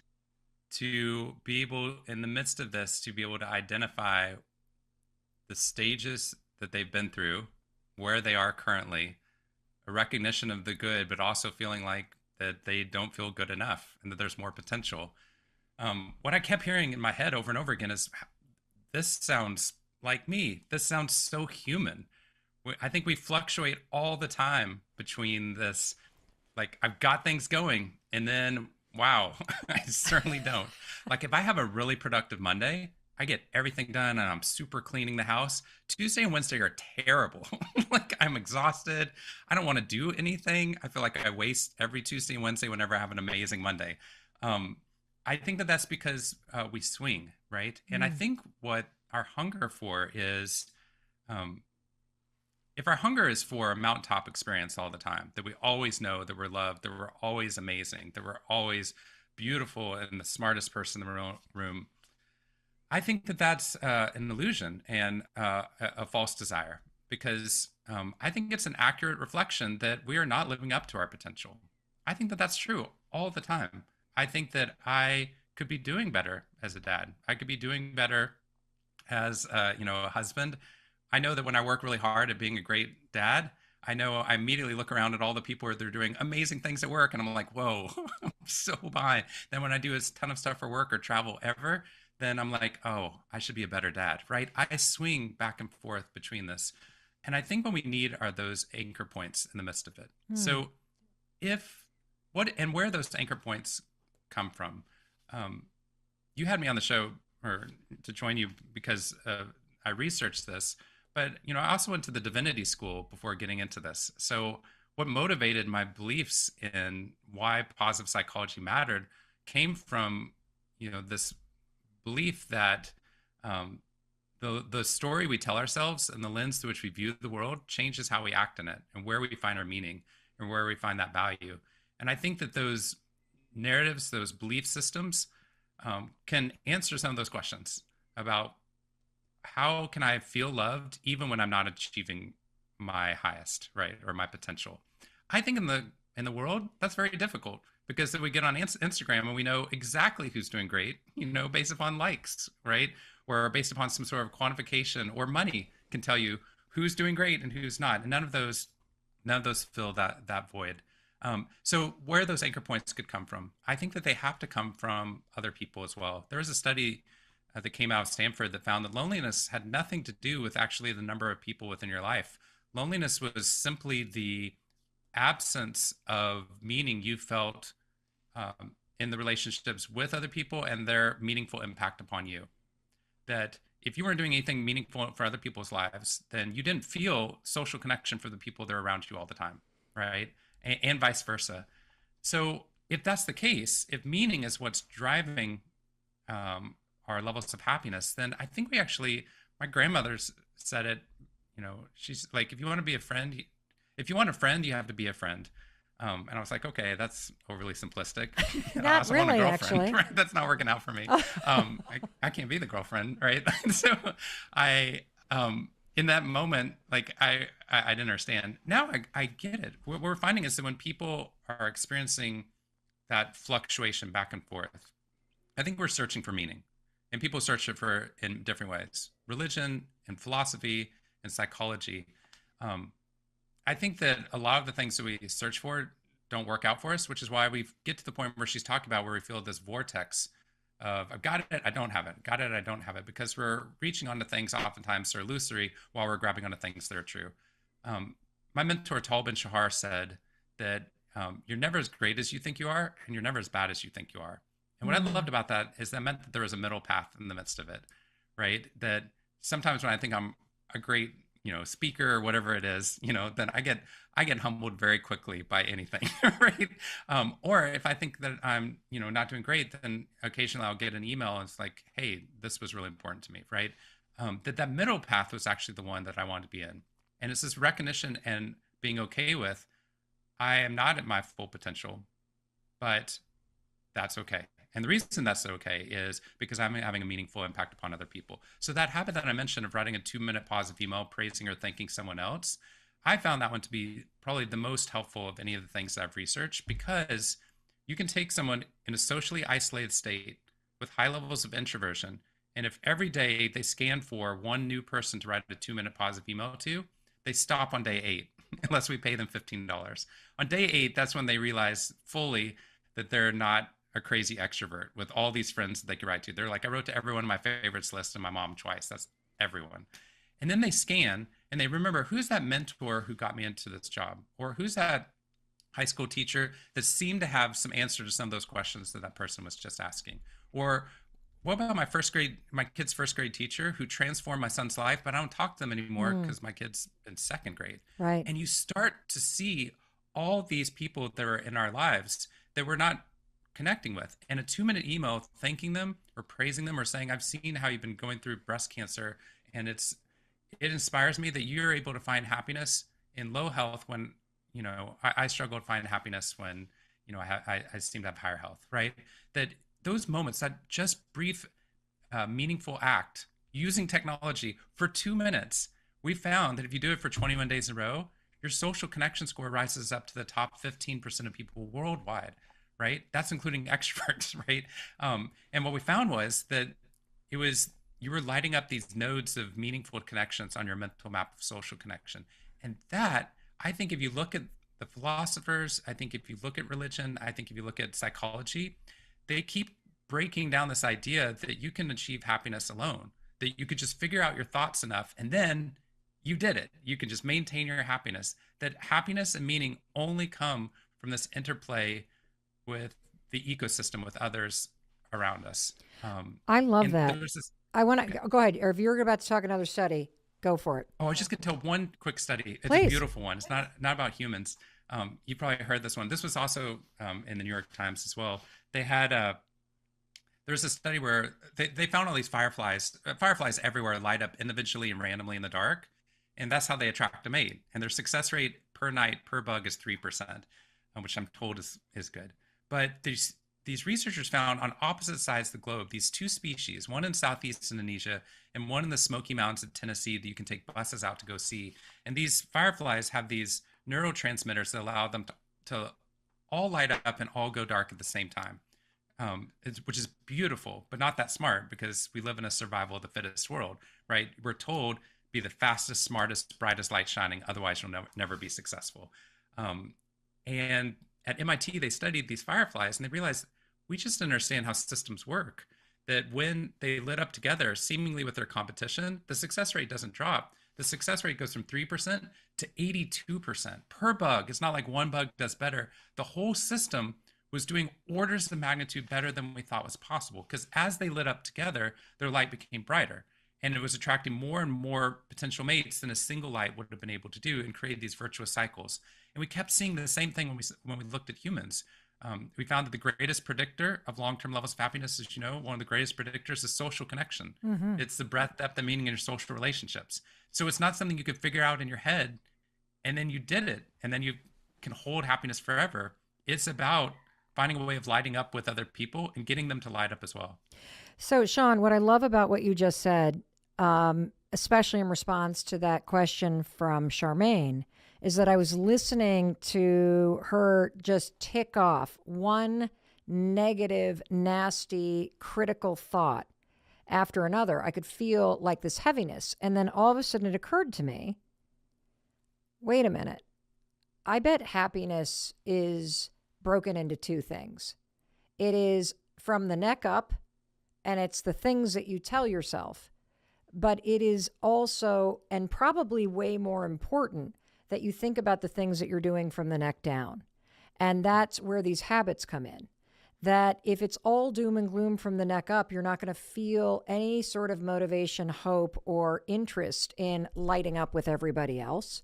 But if you can force yourself to start ticking off these simple habits that you recommend, that you practice, that you've researched, and you just highlighted the one of taking and making a 2-minute note, just a 2-minute note every single day for 21 days, it will have an impact in how you feel, which of course will start to shift all that shit you've been saying to yourself, which probably is stuff that you heard your parents say to themselves. And so what I love about your research is that you're also making it actionable, because I think that's part of the problem, that when we feel shitty and we say shitty things to ourselves, we don't take the actions that actually change it.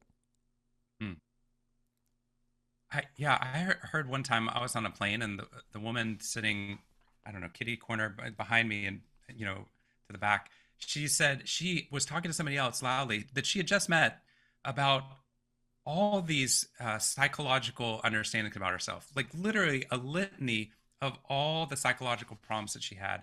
And I realized she said she'd been going to therapy for years. She had this incredible knowledge about herself and understanding where she was. And at no point did she ever mention anything she was doing about it, right? She was talking to a stranger about it, right?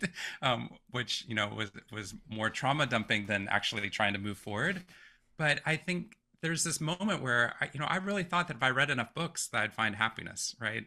I thought if I read enough books, I'd be smart and then people would like me. That was completely not true, right? And I think that we take these paths, and I love what you're saying there is that there's this interplay between the beliefs and the actions that we do. You see the same thing with religion, right? Between this faith and works, right? Like it's the things you believe, but if you say you believe those, but you're not doing any of those, I'm not sure you actually believe these things, right? That there's got to be a connection between those. And what I would say is, in addition to that, is don't try to do it alone, right? I think that we treat happiness like self-help. Like I know our books are in self-help sections sometimes, right? But as soon as we do this on our own, without that friend, without that mentor, without those people that we're doing meaningful acts for, then we get frustrated very quickly and think we're doing something wrong. And what's wrong is actually the formula. Like happiness never works out if it's an individual pursuit. And that's one of those other mindset shifts I think was crucial to find, that there wasn't, you can't do enough yoga to force yourself into happiness unless that yoga causes you to be more peaceful with that interaction with your mother-in-law. That's like happiness applied. I want to go back to Carrie's question and talk about specific tools that you can use to start to address this now that we know what we're dealing with. We'll be right back.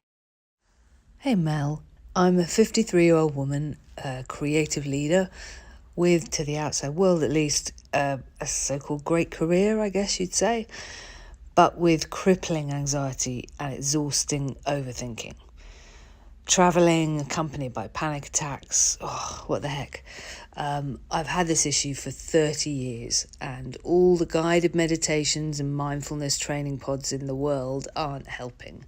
So what steps can I take to stop this, to heal and find a new peace before I chuck in the towel and just barricade myself in at home? Thanks for everything. Bye. Welcome back. I'm Mel Robbins, and that was a listener of the Mel Robbins podcast named Carrie. Today, we are talking anxiety toolkit. How do you heal from it? We're here with the world-renowned Dr. Russell Kennedy, and we've been talking about how all anxiety begins in childhood, which is why if you're ever going to heal it, you're going to have to go back to those moments in your past and in your childhood that were painful, when you felt unsafe or separate. And I promised that we would take Carrie's question and now dive into tools. What are specific tools that we can use, Dr. Kennedy, to truly start to heal this? Do you print out a photo of yourself when you were little and you make that your screensaver, which it feels like we should? How do you start? Oh my gosh. Oh, That's me at 3. Rusty. Yep, that's Rusty. So for those of you who are listening to this and not watching this podcast on YouTube, Dr. Kennedy just held up the homepage of his phone, and there was a photo of him that's 3 years old. It just made my heart go, Yeah, oh. he's pretty cute. So what does it pretty do if you do that for yourself? Well, that's the start, right? Because there's so much resistance to going back to visiting. That's the big thing, because the child in us needs this love and support so much that it creates all this alarm to get our attention. And yet as adults, we push the alarm away. So it's kind of like, and I think I might have mentioned this in the last, podcast that we did, is that if a child came up to you with their hands up in a grocery store, like they'd lost their parents, of course you would soothe them. But we have this alarm that goes off in our system, which is essentially the younger version of us going, hey, pick me up. Pick me up. I need some attention. I need some love. And instead we go to the internet and zombie scroll Instagram or go into our addictions or whatever. And we push that child away. So the child just gets louder. The alarm just gets louder and louder and louder. But there is a resistance to going back. So the adult doesn't want to go back and visit the child because the child holds all their pain. And the child has a real mistrust of us as adults because we've been ignoring their alarm for 30 years. So it's really important that we start slowly and you make that connection. So when you say get a picture, that can be really triggering for people. So sometimes I just say, in your mind's eye, picture yourself at any age as a child that you want. Picture what you're wearing, picture yourself maybe at a happy time in your life. Like for you, it was like skiing or something like that. Picture yourself in this happy place. And that way you start making that connection because, just to go in and it's You're going to blow your brains out if you go back in and you go right to the child, go right to the trauma. So go to a place that you felt good. And I use this a lot when I work with people is what was the best time in your life? Like what was the best time in your life, Mel?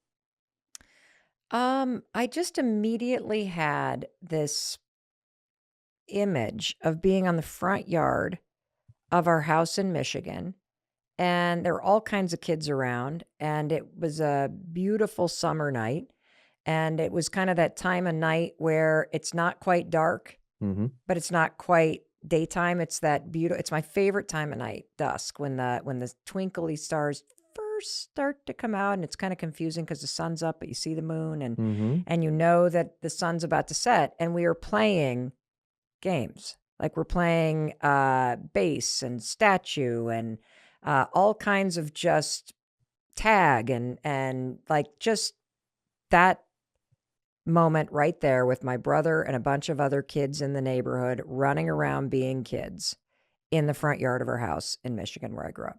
Okay, so close your eyes and really get into that image. Like see your brother, see your house. Relax your shoulders, relax your jaw. Nice breath in and out. Just really see if you can drink in the emotion of that.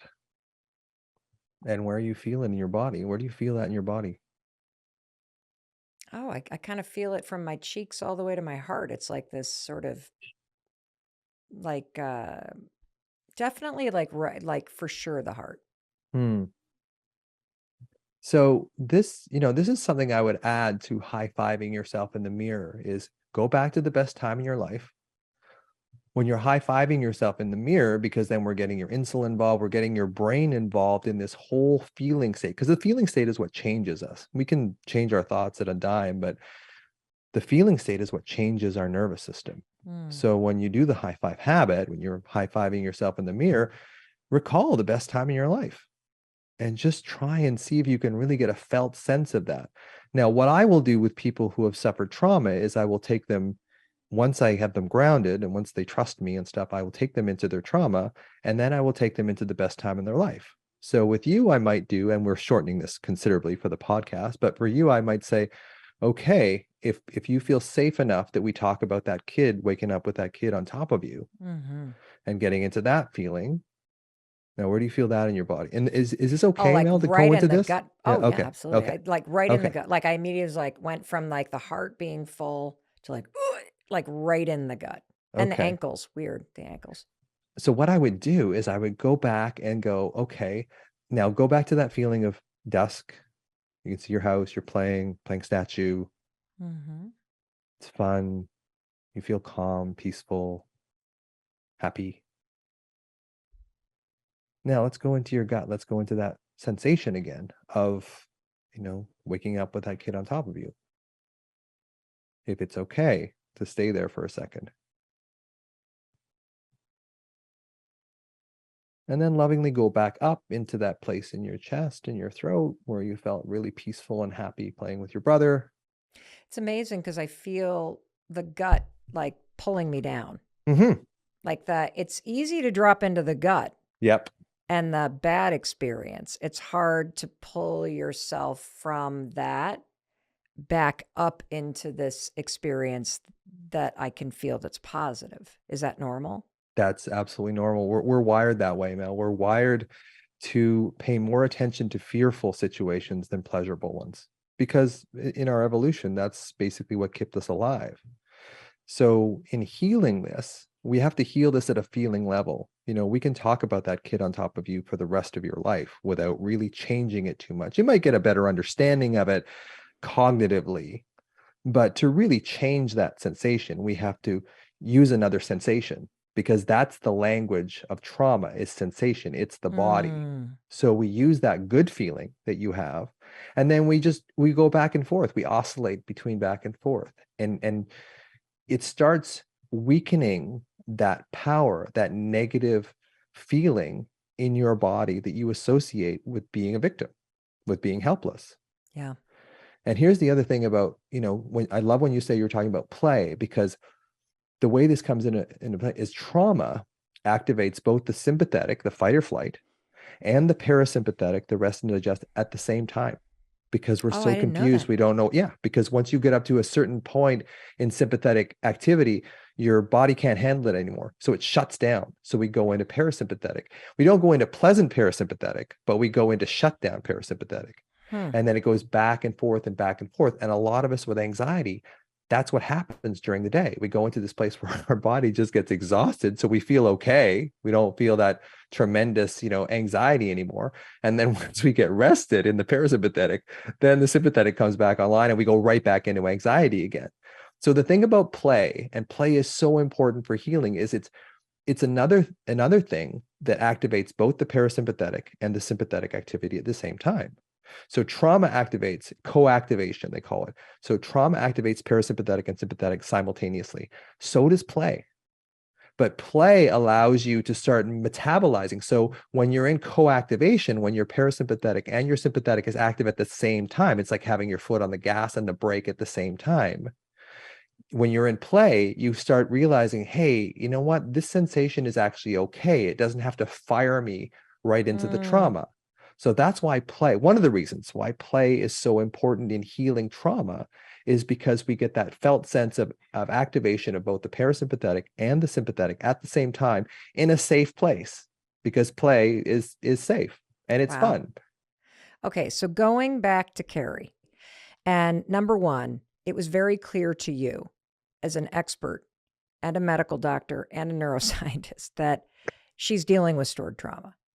And step one is kind of recognizing that. And then the next thing she needs to do is to recognize that thinking keeps you in the coping, and that this is really going to be about dropping into your body and learning how to reconnect and heal in your body. And one of the things that you have recommended is that we think about this as younger self work, and that you can go back to positive times and feel that good sensation, that if you're ready for it, printing out a photo of yourself or putting it on your phone so that you are reconnecting with that version of you where you started to feel separate or unsafe or scared.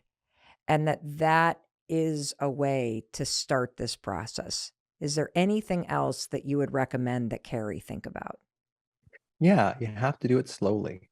You have to start, because the thing is, when we go into our alarm, we don't want to go in there. Like, it feels painful to go in there. So do it slowly.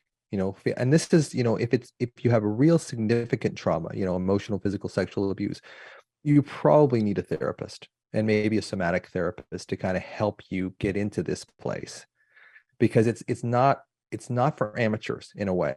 If you have big trauma, if you have trauma that's manageable, absolutely you can work it on your own. But if you have big T trauma, doing this on your own can re-traumatize. So you need someone else there.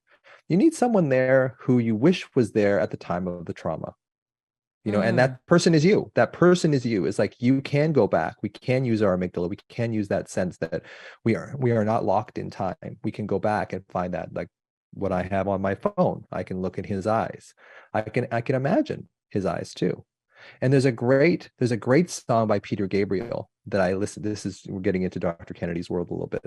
Every morning I do this meditation that I make for myself. And then on top of that, I end it all by listening to Peter Gabriel's song, In Your Eyes. So he has two versions. One's a recorded, which is about 5 minutes, and one's a live version. And he talks about in your eyes. And it's about in your eyes as a child. The light, the peace, I am complete. I see the vision of 1,000 doors. I see my divinity. I see my connection with myself. And I look at that little picture of me that's here on my phone while I listen to that song. And the lyrics of that song are so powerful. If you imagine, all my instincts, they return. Like, all your instincts return when you connect with that version of yourself that was hurt and in pain. That's what happens. And that's how you heal from anxiety and alarm. We could cope all we want, But if you want to heal, you have to find that child in you, and you have to show them that they're seen, heard, loved, and protected. And one of the ways that I do that every day is I start my day with that song, looking at him. And I use different pictures of me, but that's the main one because it's on my phone and it's right there already.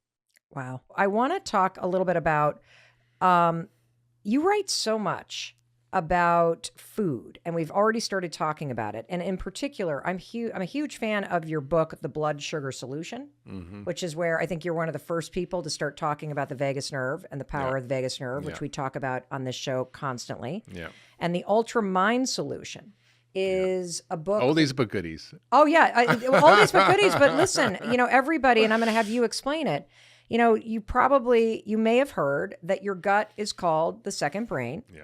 But what you may not know is that during the formation of you as a human being, the same embryonic clump that forms the brain also forms the gut.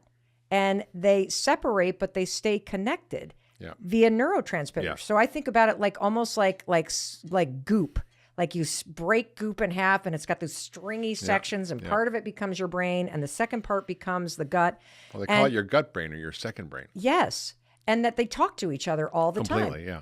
And so where I want to start with this is, can you explain the connection between your gut and your gut health and your overall health? And then we're going to get into specific mental health issues that people struggle with and the gut. Absolutely. What was really amazing to me, Mel, is I began to practice functional medicine. I began to, treat people's guts. I would help their immune system get better. I'd get them on anti-inflammatory diets.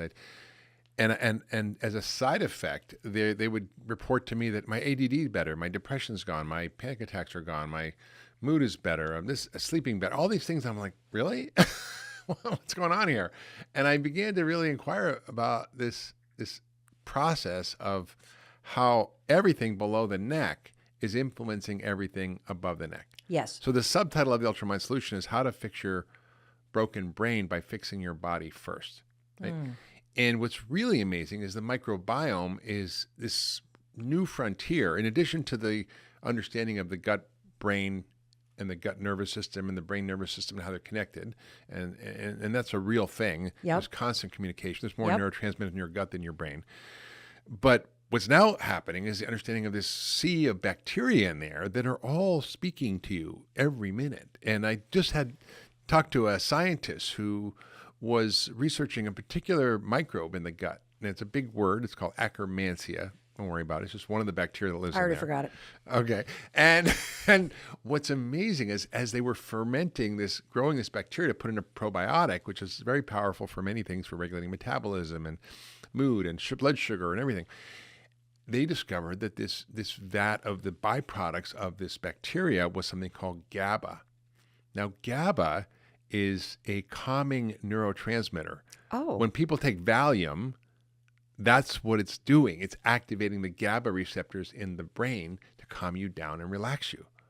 So when you think if you have the right bacteria in your gut, you're producing compounds and neurotransmitters that are going to your brain and making you either relaxed and calm or depressed. There's a woman at Harvard, Uma Naidu, who's studying very actively the microbiome and depression as a way to treat mental illness, fix the gut. Wow. Okay, I want to have you define a few things for us. So you've used the word inflammation a lot. Yeah. What the hell does that mean? Well, everybody knows. Everybody does not know. You got a sore throat, that's inflammation. You cut your finger, it gets red and pussy, that's inflammation. Oh. Right? No, I've never thought about it that way. You sprain your knee, it swells up. Well, that I know. That's inflammation. But when you functional medicine doctors throw around the word inflammation, inflammation here, I don't even know what you're talking about. So we know that inflammation on the outside, what it looks like. Yes. Right? That's what I was just referring to. Yes. But there's inflammation on the inside. Oh. And it's silent inflammation. If your brain's inflamed, it doesn't get red and swollen, but you get depressed and you have ADD and you have personality issues and you can't sleep and you're anxious, right? Oh. So we're now understanding that the inflammation, this hidden inflammation, is occurring inside of us, and it's leading to all the diseases of Western civilization: heart disease, cancer, diabetes, dementia. The aging process itself is called inflammaging, which is one of the hallmarks of aging I talk about in Young Forever in my Yeah. book. And the beautiful thing is that we now know what is driving the inflammation on the inside. What's causing us to have inflammation on Well, the inside? Our gut is a big player. Okay. 70% of our immune system's in our gut. And if we don't eat the right food, if our microbiome isn't the right bugs in there, they're nasty bugs. And we get leaky gut. And that means the body can't filter out the food and proteins from food and the bacteria in there, and you leak them across the intestinal lining, and guess what? Your immune system's right there, and it goes, holy shit, what is all this? And starts creating inflammation. So you get asthma, or you get arthritis, or you get depression, or you get diabetes, or you get dementia, because the gut bacteria and the whole system in there is broken down. Can I ask one more question? Yeah. Because I think this is really important for everybody to understand. Let's back up a minute and talk about how your gut is supposed to function. So when it's functioning in the correct way, because I only learned about leaky gut because we had a daughter that struggled with disordered eating. Yeah. And she was constantly talking about how she felt fat. And I thought, oh my God, we have not only this issue with restriction and her not eating, but we now have body dysmorphia. And we went to see a nutritionist that was a functional, holistic nutritionist. And she came back and said, through the disordered eating, your daughter has destroyed her gut. Yeah. There are no positive bacteria strains. Yeah. So the food hits her gut. Yeah.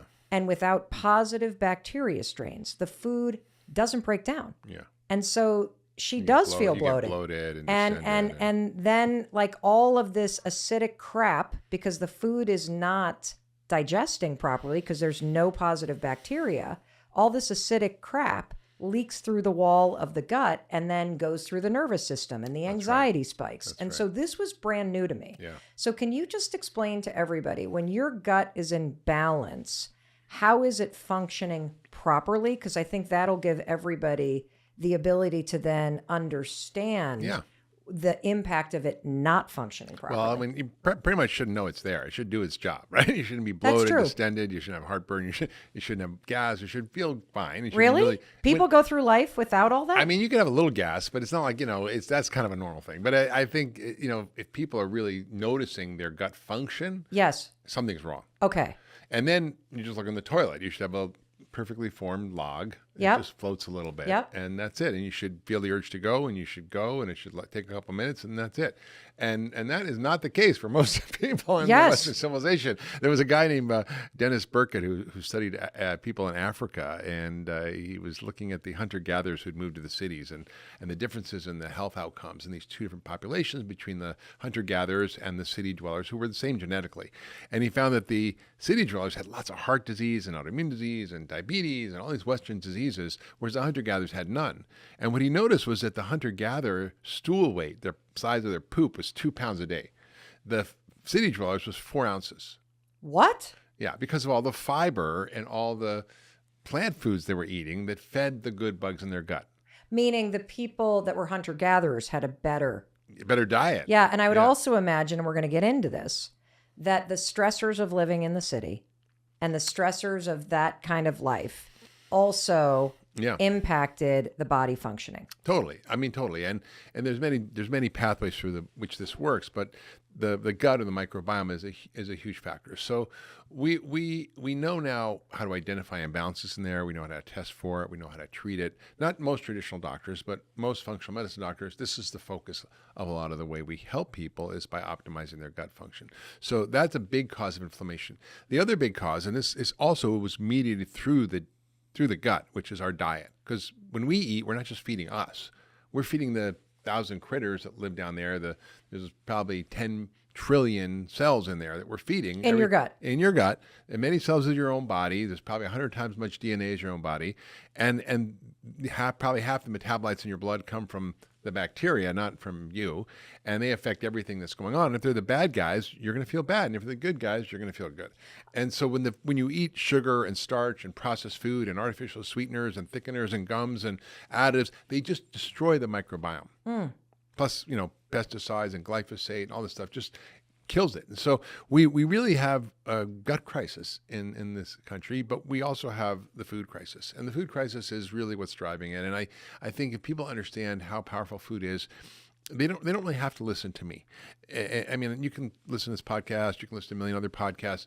Just for 10 days, change your diet and see what happens. Not for a year or 10 years, but 10 days. Anybody can do anything for 10 days. And when you do that, you literally take away all the potential inflammatory foods, all the foods that are causing you to have issues, which is typically gluten, dairy, sugar, processed So what foods. is the 10-day? Just give us simple rules that you want everybody listening to try. This is a dare. Let's go through a sample menu for a day, but it's basically protein and vegetables, nuts and seeds, and berries. And so you hold on. You said that very fast. Protein, vegetables, nuts and seeds, and berries. And lots of good fats, olive oil, avocados. So it's basically breakfast could be, for example, a couple of eggs with sliced tomatoes, and avocado with olive oil on top. Lunch could be a big salad with lots of different veggies and tomatoes. I could throw a can of wild salmon on there. Yep. Put in some pumpkin seeds, just lots of good plant Very food. colorful. Very colorful. And dinner might be, some a big piece of fish or chicken or a nice small piece of meat with 3/4 of your plate should be vegetables. So 3/4 of your plate. So everybody. I'll have the other night I had like a purple sweet potato. I had some roasted mushrooms. I had, I can totally have like a roasted eggplant, whatever you kind of get excited about. Broccolini, I make cruciferous vegetables every day. These are the broccoli What did you family. say? Cruciferous vegetables. What the hell were It's cruciferous? broccoli, basically. The broccoli what does family. cruciferous mean? It means broccoli, basically. Broccoli, collards, cabbage, Brussels sprouts, all those. The fibery crap cauliflower. your grandmother served. Is that what you're saying? It's this family of vegetables. It's a super family. Got it. Because it actually detoxes your cells.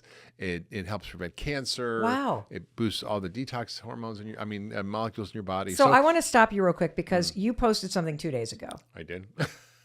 What? That was I'd never really thought about it this way. And it was, you'll probably say it better than me, but it was a very simple post that was like, your cells, your brain cells, like all of this stuff, your skin that all is continuing to grow. It doesn't just grow out of thin air. It actually is impacted and grows from the raw materials that you give it. And so would you rather have cells that are made from a bag of Doritos? Exactly. Or cells made from a salad or a piece of fish? And when you boil it down that way, like, holy cow, what I put in my mouth is what I become. Yeah, absolutely. You literally become what you eat. I mean, I just had someone on my podcast, the Doctor's Pharmacy, talking about the difference between, for example, pasture-raised bison and bison that were fed corn and feedlot bison, which are still better than And what cows. lab bison? Feedlot bison, meaning grown on a factory farm. Okay, got it. And they measured 15 different 100 metabolites. And what they found was so different among the same genetically identical bison. One had all these incredible molecules that come from plants because it was eating all these grasses. It had different fatty acids. It had different vitamins in it and different minerals in it. And it was just so profound. So you are what you eat, but you also are whichever you're eating. Right? And the whole thing goes up the chain. And we really have to get how powerful food is. And do an experiment. Don't listen to me. Don't listen to Mel. Listen to your own body. Your body's the smartest doctor in the room. It'll tell you what works and what doesn't. And when you stop this or that, you go, well, God, no, wait a minute. My joints don't hurt. Or wait a minute. I'm not having terrible reflux or heartburn anymore. Or I don't have migraines. What happened? Or my mood is better. What's going on? It's what you're eating. Wow. What are the top things that people should, in this kind of 10-day window, stop eating? I mean, anything that comes in a package, basically, I mean, if it's canned, sardines or salmon, that's fine. But basically, anything comes in a package, can, or a box, get rid of it. If it's sugar, no. If sugar-sweetened beverages, no. Alcohol, no. And I sound like I'm a food Nazi, but what I'm saying is get rid of grains and beans for a short time, because a lot of people have inflammation from that if they have a gut issue. Grains and beans are healthy and they're good for you, but for some people they can be a problem, right? It's just like peanuts are good for people, but if some people Well, what's the universal one? It's no gluten. No gluten, no sugar, no dairy, no alcohol, no processed food. Do you have any fun? Absolutely.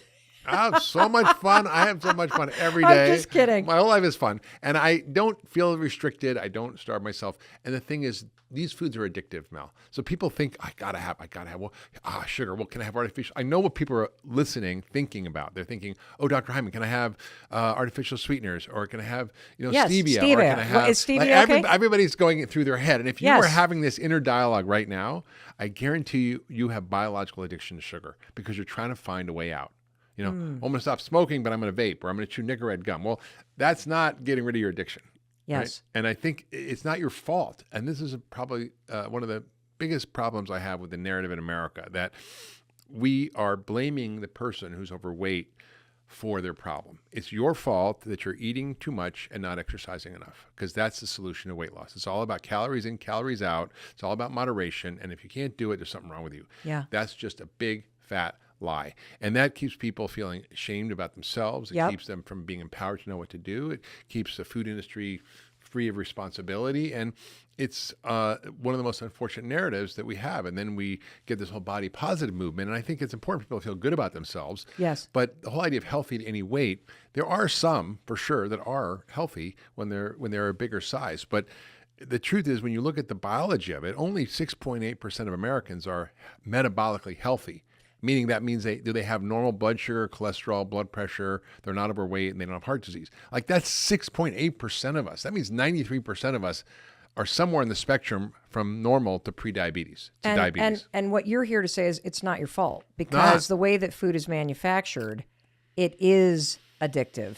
Yeah. And it is screwing up your body chemistry, and it is causing like a whole litany of things that you aren't even thinking, that my diet and the way that processed food is getting metabolized is causing this inflammation that makes my brain not work right, that impacts focus and energy and mood and sleep and all of these things. And all of your work points to the fact that one of the places that all of us can start is by just doing an experiment for 10 days where you stop the dairy, stop the gluten, stop the sugar, and you eat a colorful meal of whole foods and vegetables. 3/4 of the plate is vegetables, and have a protein. There is your homework for 10 days, and report back, everybody, because you've seen over and over and over again that in that small of a window, people have remarkable results. Yeah. I mean, that's the key, because if people go, this is a long slog and it'll take me years, you're not going to want to do it. But if you for a short time reset, it's like, when your computer's just going and some program's hung up and that crazy rainbow ball, which I want to kill, is spinning around, you just restart your computer and then, all of a sudden it works. So this is like the restart, and has enormous benefits, because for the first time, people understand what they're doing impacts how they feel. Yeah. I almost feel like this is like an oil change. We got to get that nasty ass oil out there and glug, glug, glug, glug, glug, get your gut working right. Can we talk about the impact of the gut with anxiety, and what's your recommendation? If somebody struggles with anxiety, what do they need to do to heal their gut, and how will that impact anxiety? Well, anxiety can be caused from many things, right? From, life stresses, from trauma, from environmental toxins, from your microbiome, from eating too much sugar. I mean, there's a whole list. So functional medicine is about getting to the root cause. Yep. And anxiety is a symptom. It's like saying I have a headache, right? Well, did someone hit you in the head with a hammer? Or do you have a migraine? Are you eating gluten? Did you not sleep enough? Did you have a hangover? Or do you have a brain tumor? You have an aneurysm. Like, why do you have a headache? Right. So anxiety is just like saying I have a headache, or depression is like saying I have a headache. Okay. It doesn't mean anything other than what your symptoms are. The question is, what's the cause? And that is what functional medicine is so good about. And so the gut plays a big role. But I really just start with the simple lifestyle practices. Do a 10-day reset. Do some simple movement, take a walk, do some simple mindfulness practices, do your take 5 or high 5. Yeah. I do take 5, which is 5 breaths 5 times a day. It's simple. Like before you eat, every time before you go to bed, take 5 breaths in, slowly in and out for 5 seconds. How the hell does that help? It resets your nervous system, because every time you breathe, you move your diaphragm, and your diaphragm is this place where the vagus nerve goes through. The vagus nerve is your relaxation nerve. Yeah. So how do you turn on the automatic parts of your nervous system that you don't usually think about, right? I'm going to make my heart beat at 62 beats a minute, or I'm going to make sure I have 14 breaths a minute, or your body just knows what to do. That's your nervous system. You just need to find the switch and flip it. Yeah, that's the beautiful thing. So you can actually use your breath to reset your nervous system and to calm everything down and lower adrenaline, lower cortisol, lower all the stress hormones, and reset your system. But it doesn't take a lot. I want to just come back to something you said in the very beginning. Over and over and over again, you're proving simple ways that your body is designed to heal itself. Yeah. So 5 breaths, deep breaths. Walk us through how you do the 5 breaths. Just go take a deep breath in to 5 through your nose and 5 out. Do that 5 times. It's not that hard. Yeah, but nobody. I just does did it once and I feel already. I feel better too. And again, it's proof that if you do the right input, your body responds. Yeah, we're just looking out there for a solution, and I think it's like Dorothy in her ruby red slippers. She was running around Oz trying to find a way to get back to Kansas, and the truth is she had her ruby red slippers the whole time, and all she had to do was click her heels 3 times and get home. I think we all are like Dorothy. We have ruby red slippers. We just don't know we have them, and we don't know how to click them. And this is really what my work is about. It's what my book Young Forever is focused on. How do we activate our healing systems? Whether you're 25 or 75, you can activate these systems and feel better now and put yourself on the track for a longer, healthier life. Wow. Let's talk about ADHD. And What'd you say? ADHD. What? Okay. I even fell for that. That was good. Let's talk about ADHD. What were we talking about? Yeah, exactly. Let's talk about ADHD and the gut. How it is healing your gut? Oh God! Helping with ADHD. I got to tell you a story. Tell me a story. It was one of the books that I wrote, The Ultramind Solution, that had this kid's story. And it was what really got me on this track of thinking about writing this book. It was a 12-year-old kid who had severe ADHD when he was younger. It was in kindergarten on Adderall and kicked out of kindergarten. I mean, who gets kicked out of kindergarten? Wow. And just struggling at 12 years old. His mother was at her wit's end and, some behavior problems and just struggling. And the mother brought him in and I did a full evaluation because I don't just say, tell me about your ADHD. I said, tell me about your bowel movements. Tell me about what's happening with this and that and the other thing.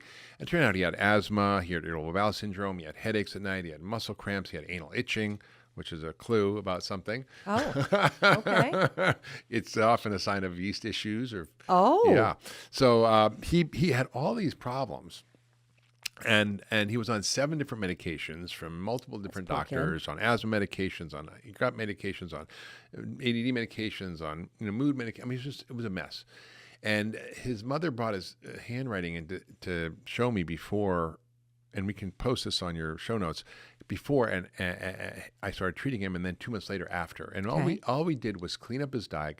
Kid was living on junk food, never ate a vegetable in his life, massively nutritionally deficient. He was deficient in magnesium, which caused muscle cramps. He was deficient in zinc because he didn't ever eat any pumpkin seeds or vegetables. He had and his immune system was dysregulated. He had also B vitamin deficiencies. He was having gut issues with bad bacteria. He had gluten sensitivity. He had yeast overgrowth. He had a little bit of lead in his system. Wow. All this stuff that was really easy to treat. All I did was basically take out the bad food, put in a whole foods diet, a little bit of an elimination diet we talked about. I gave him basic multivitamins, some fish oil, magnesium, and vitamin D, some probiotics, kind of reset his gut. And the mother brings him back 2 months later, and she said, not only is his ADD gone, but all of his other symptoms are gone. His migraines, his irritable bowel, his asthma, his skin issues, his anal itching, it's all gone. Congestion, sinus issues, all gone. And his handwriting went from totally illegible, these kids with really bad penmanship, to perfectly legible, perfect penmanship. And I didn't send him to a handwriting school. All I did was fix his brain by fixing his body, by fixing his gut. I'm processing this. Yeah, it's a lot. No. I'm processing this because I have a visual to share with you listening to us. And then I want to tell a quick story because I'm starting to feel like ding, ding, ding, ding, ding, ding, ding, ding, ding, ding, ding, ding, ding with our own son. Mm-hmm. So the visual I want to give everybody, because it just hit me, is when somebody has an allergic reaction, like they get stung by a bee, or they eat something that they're allergic to and their face turns bright red, or, you know, something swells on their body. That inflammation that you're seeing on the outside is the body reacting to something that it can't process. Or that it correct? doesn't like. Can you describe what an allergic reaction means medically? Because I then want to tie it to something that I'm now thinking about when it comes to the gut. So what does it mean when you have an allergic reaction? You have allergies. Yeah. I mean, there's really two main kind of allergies. Okay. One is a true allergy. So if you eat peanuts, Right. your tongue swells up, your lungs shut down, you can't breathe, and you can die. Correct. You get anaphylaxis. That's a life-threatening emergency. A bee sting allergy, that's a certain type we call type 1 allergy, which is super fast, super quick, and you can die from it. EpiPen people. Yes, EpiPen people, right? Then there's the delayed sensitivity. It's not a true allergy, but it can create sort of low-grade long-term symptoms. Okay. So if you eat bread, you might have brain fog. Is that a true allergy? No. But is it sensitivity? Yes. Yes. Right? And I think people don't have, I mean, I know, for example, if I eat dairy that's from a regular feedlot cow, I will get congestion and snotty immediately, and I'll probably get pimples the next day. Yep. But if I have, for example, sheep or goat products that are from regenerative sheep that have A2 casein, which is non-inflammatory, then I don't, right? So it's really not so much about the type 1 we're so much worried about. It's all these other types of food reactions that are slow and delayed and create this low-grade inflammation that creates all these symptoms for people. Yes. So I wanted to bring that visual in for everybody because I think it's really helpful. You know, when for me personally, I don't know if it's the dyslexia. I just don't know if it's because I'm a visual learner. I love to have something I can think about visually to help me process large amounts of information. And so when I think about my husband, for example, who's allergic to bees, he has an EpiPen. I wish he would carry it around a little bit more. But when he gets stung with a bee, it's not life-threatening, but it's scary. Yeah. And it occurred to me a couple of years ago, I wonder if like these sensitivities and these allergies that people have to food that may not cause swelling or redness in your face or breakouts or whatever that you can't see, I wonder if all of this is screwing up the way that our body is able to function. Absolutely. And it interferes with your body's way to function. And so when you think about it like those kind of type 1 ones that, and you just explained it, like if you have a sensitivity to wheat or your body just can't handle the big company manufactured foods because of the chemicals and the dyes and the crap that are in it, it is causing your whole body to have almost like this reaction, smoldering inflammation. this smoldering inflammation, just like a bee sting causes Chris's face to blow up. And so when you think about it that way, it makes so much sense to go, holy cow. If you just simply were to switch your diet from all this processed crap, grab and go, and you were to put on your plate a little bit of protein and 3/4 vegetables, it would probably calm your body down and your thoughts down. And here's what I'm going, holy fuck, this is crazy. Because our son, exactly what you're talking about, Oakley in 4th grade was diagnosed with severe dyslexia. The kid could not read. He was so like blah, blah, blah, blah, blah, that he literally snowed everybody for about a year. And then they got to the point where you can't just raise your hand first and make something up, and that makes people think that you read it. And the math problems are getting harder, so you can't.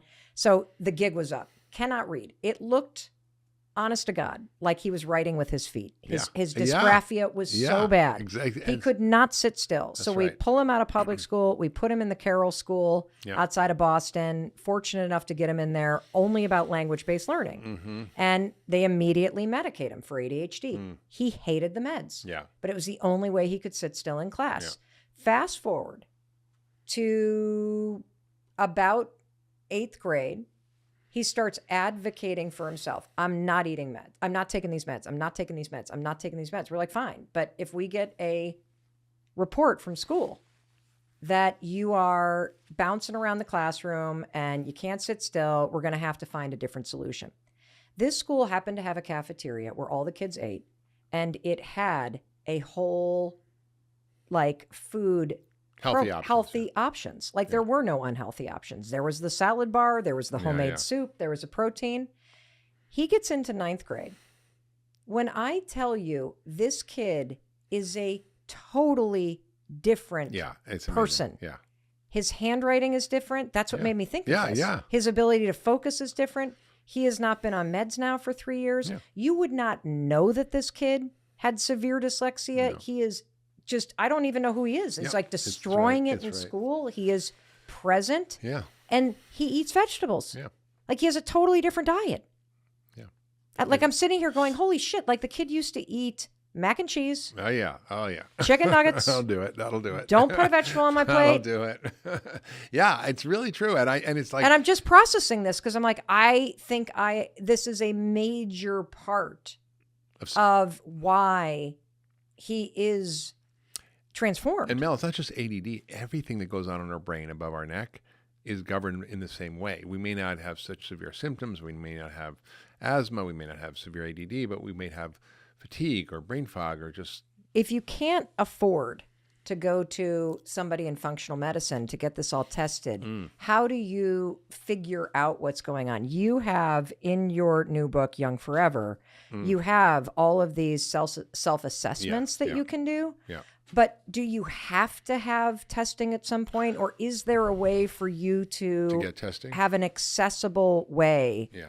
Because a lot of, like, one of the things, I agree with you. I agree with you that our medical approach and the medical system is about treating illness versus keeping you healthy and whole. I agree that we treat symptoms, but we have a hard time getting to the root cause. I agree. So I just want to, like, because I know that what's going to happen with this conversation, Dr. Hyman, is that we are going to activate anyone listening to absolutely take the next 10 days of your life and see what happens when you reset your diet and you remove a few things. Absolutely add in those simple supplements that cost you less than $1 a day, and you are worth that investment in yourself, and see what happens. Absolutely take the steps to lower your stress and tap into your body's ability to reset, like even just the 5 deep breaths a day that activate and tone the vagus nerve. But if somebody's going, I want to learn more, what is the next right step? That's a great question. And you know, one of the challenges I've always had with medicine is it's kind of a secret guild, and doctors hold the reins. They can order the tests or they can't. They will give you the results or they won't. They'll help you interpret them or they won't. And so you're at the sort of whim and mercy of whoever you're seeing. And most doctors do a good job and want to help people, but it kind of kept in a guild. So in the book, Young Forever, I do have really extensive questionnaires that allow you to figure out almost 80% of what's going on. Yep. And then depending on what you find in those, you can kind of follow up with different kinds of testing. But because of this problem, exactly that you're talking about, I decided to co-found a company with a good friend called Function Health, which allows you, without a doctor's order, to go to any Quest lab in the country, and there's thousands of them, get a blood draw of over 100 biomarkers that normally cost $15,000 for $500. Wow. And it comes with a whole interpretive map and framework and dashboard that's filtered through the lens of functional medicine that I wrote that allows people to not have to go see the doctor and still do 80% of, or why 90%. The hell did I go to your clinic then if I could have just done this, Dr. Hyman? Burying the lead. No, I'm just kidding. I am just kidding, everybody. I do want to say something, that I was able to go to the medical center right here in this tiny town of Manchester, Vermont, and have blood drawn for those tests. Yeah, right. And so you don't have to go to your primary care. You don't have to go. All of the minute clinics that are popping up are places where you can go if you're going to do those things to order the blood draws. Well, the thing is, you have to usually get a doctor's order. So the beautiful thing about Function Health, this company that we created, was that you don't need a doctor's order. So you can go to the website, sign up, and they'll network with over 50 different states, doctors in every one, where you can just go and get kind of the testing done. Yeah, get the testing done, get your results, and track it over time. And you can see your hormones, your thyroid, your insulin, your like age-related markers, your brain chemistry, so much about what's going on with your body. You know what's so cool about this, if you can afford to do it, and we'll put the link in the show notes, is it's like getting an X-ray of your insides. Yeah. Yeah, And you've proven to us that you heal from the inside out. Yeah. Yeah, it's absolutely true. And I'm so excited about this approach because it empowers people to be the CEO of their own health.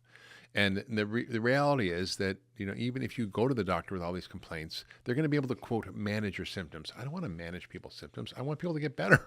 I want people to reverse these problems and not need a doctor. And the truth is, most of the things that work are not things you're going to get at a doctor's office, which is drugs and surgery. So sometimes you need them, and I use them. That's not a bad thing. But most of the problems we have don't respond very well to that. And all these things that we talk about, whether it's depression. I mean, antidepressants just suck. They don't work that well. They have all these side effects. And anxiety medications are highly addictive. I mean, they just cover over the symptoms. What if you could actually figure out why you're having the problem and fix it? Well, I think you told us why. It's inflammation. It's a gut that's out of whack. Mm-hmm. It is the stressors in your life. Mm-hmm. It is the toxins in your environment. And not understanding that your body has this elegant design that is super intelligent and responsive and can heal itself if you are conscious and intentional about the right input. Yeah. And that's what's exciting that's happening now in science is we're actually getting there. Like the old paradigm's dying. And in the longevity space that I've been working in, and when I wrote about it in Young Forever, where these scientists are now talking about what's underlying all these diseases, these 155,000 diseases, that's not what we need to be thinking about. It's these 10 underlying problems that tend to go wrong as we get older that can explain all disease. And if we treat those, we may not be able to just extend our life by 5 years by getting rid of cancer or heart disease, but by 30 or 40 years. That means living to be 120 and being in good shape. Like, I don't want to live to be 120 in a nursing home in a wheelchair. I want to be able to ride my bike, go for a horseback ride, make love. That's what I want to do when I'm 100 or 120. Wow.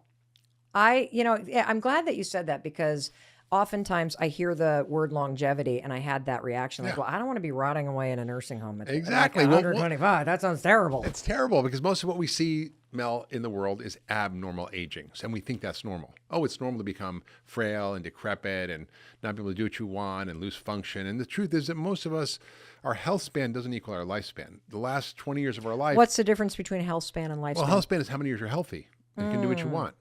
And lifespan is how many years you're alive. So if you're fine until you're 60, then you get dementia and you're nursing home for 20 years. That's not good. So that's what you want to do is make your health span equal your lifespan. So on my last day, I want to go for a hike with my beloved. I want to come home, make a delicious dinner. I want to have a bottle of wine, probably a pint of Ben & Jerry's ice cream, and wait a minute, that wasn't on the diet. Who cares? I'm 120, and then I make love. And I close my eyes and drift off and maybe take a jump in the pond. That sounds incredible. My mother-in-law is 85 years old.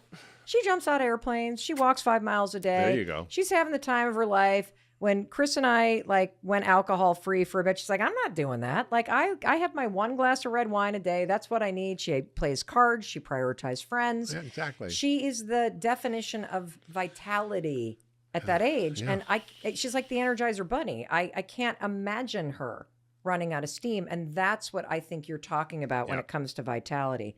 Hey, it's Mel. Thank you so much for being here. If you enjoyed that video, by God, please subscribe because I don't want you to miss a thing. Thank you so much for being here. We've got so much amazing stuff coming. Thank you so much for sending this stuff to your friends and your family. I love you. We create these videos for you. So make sure you subscribe. Mwah.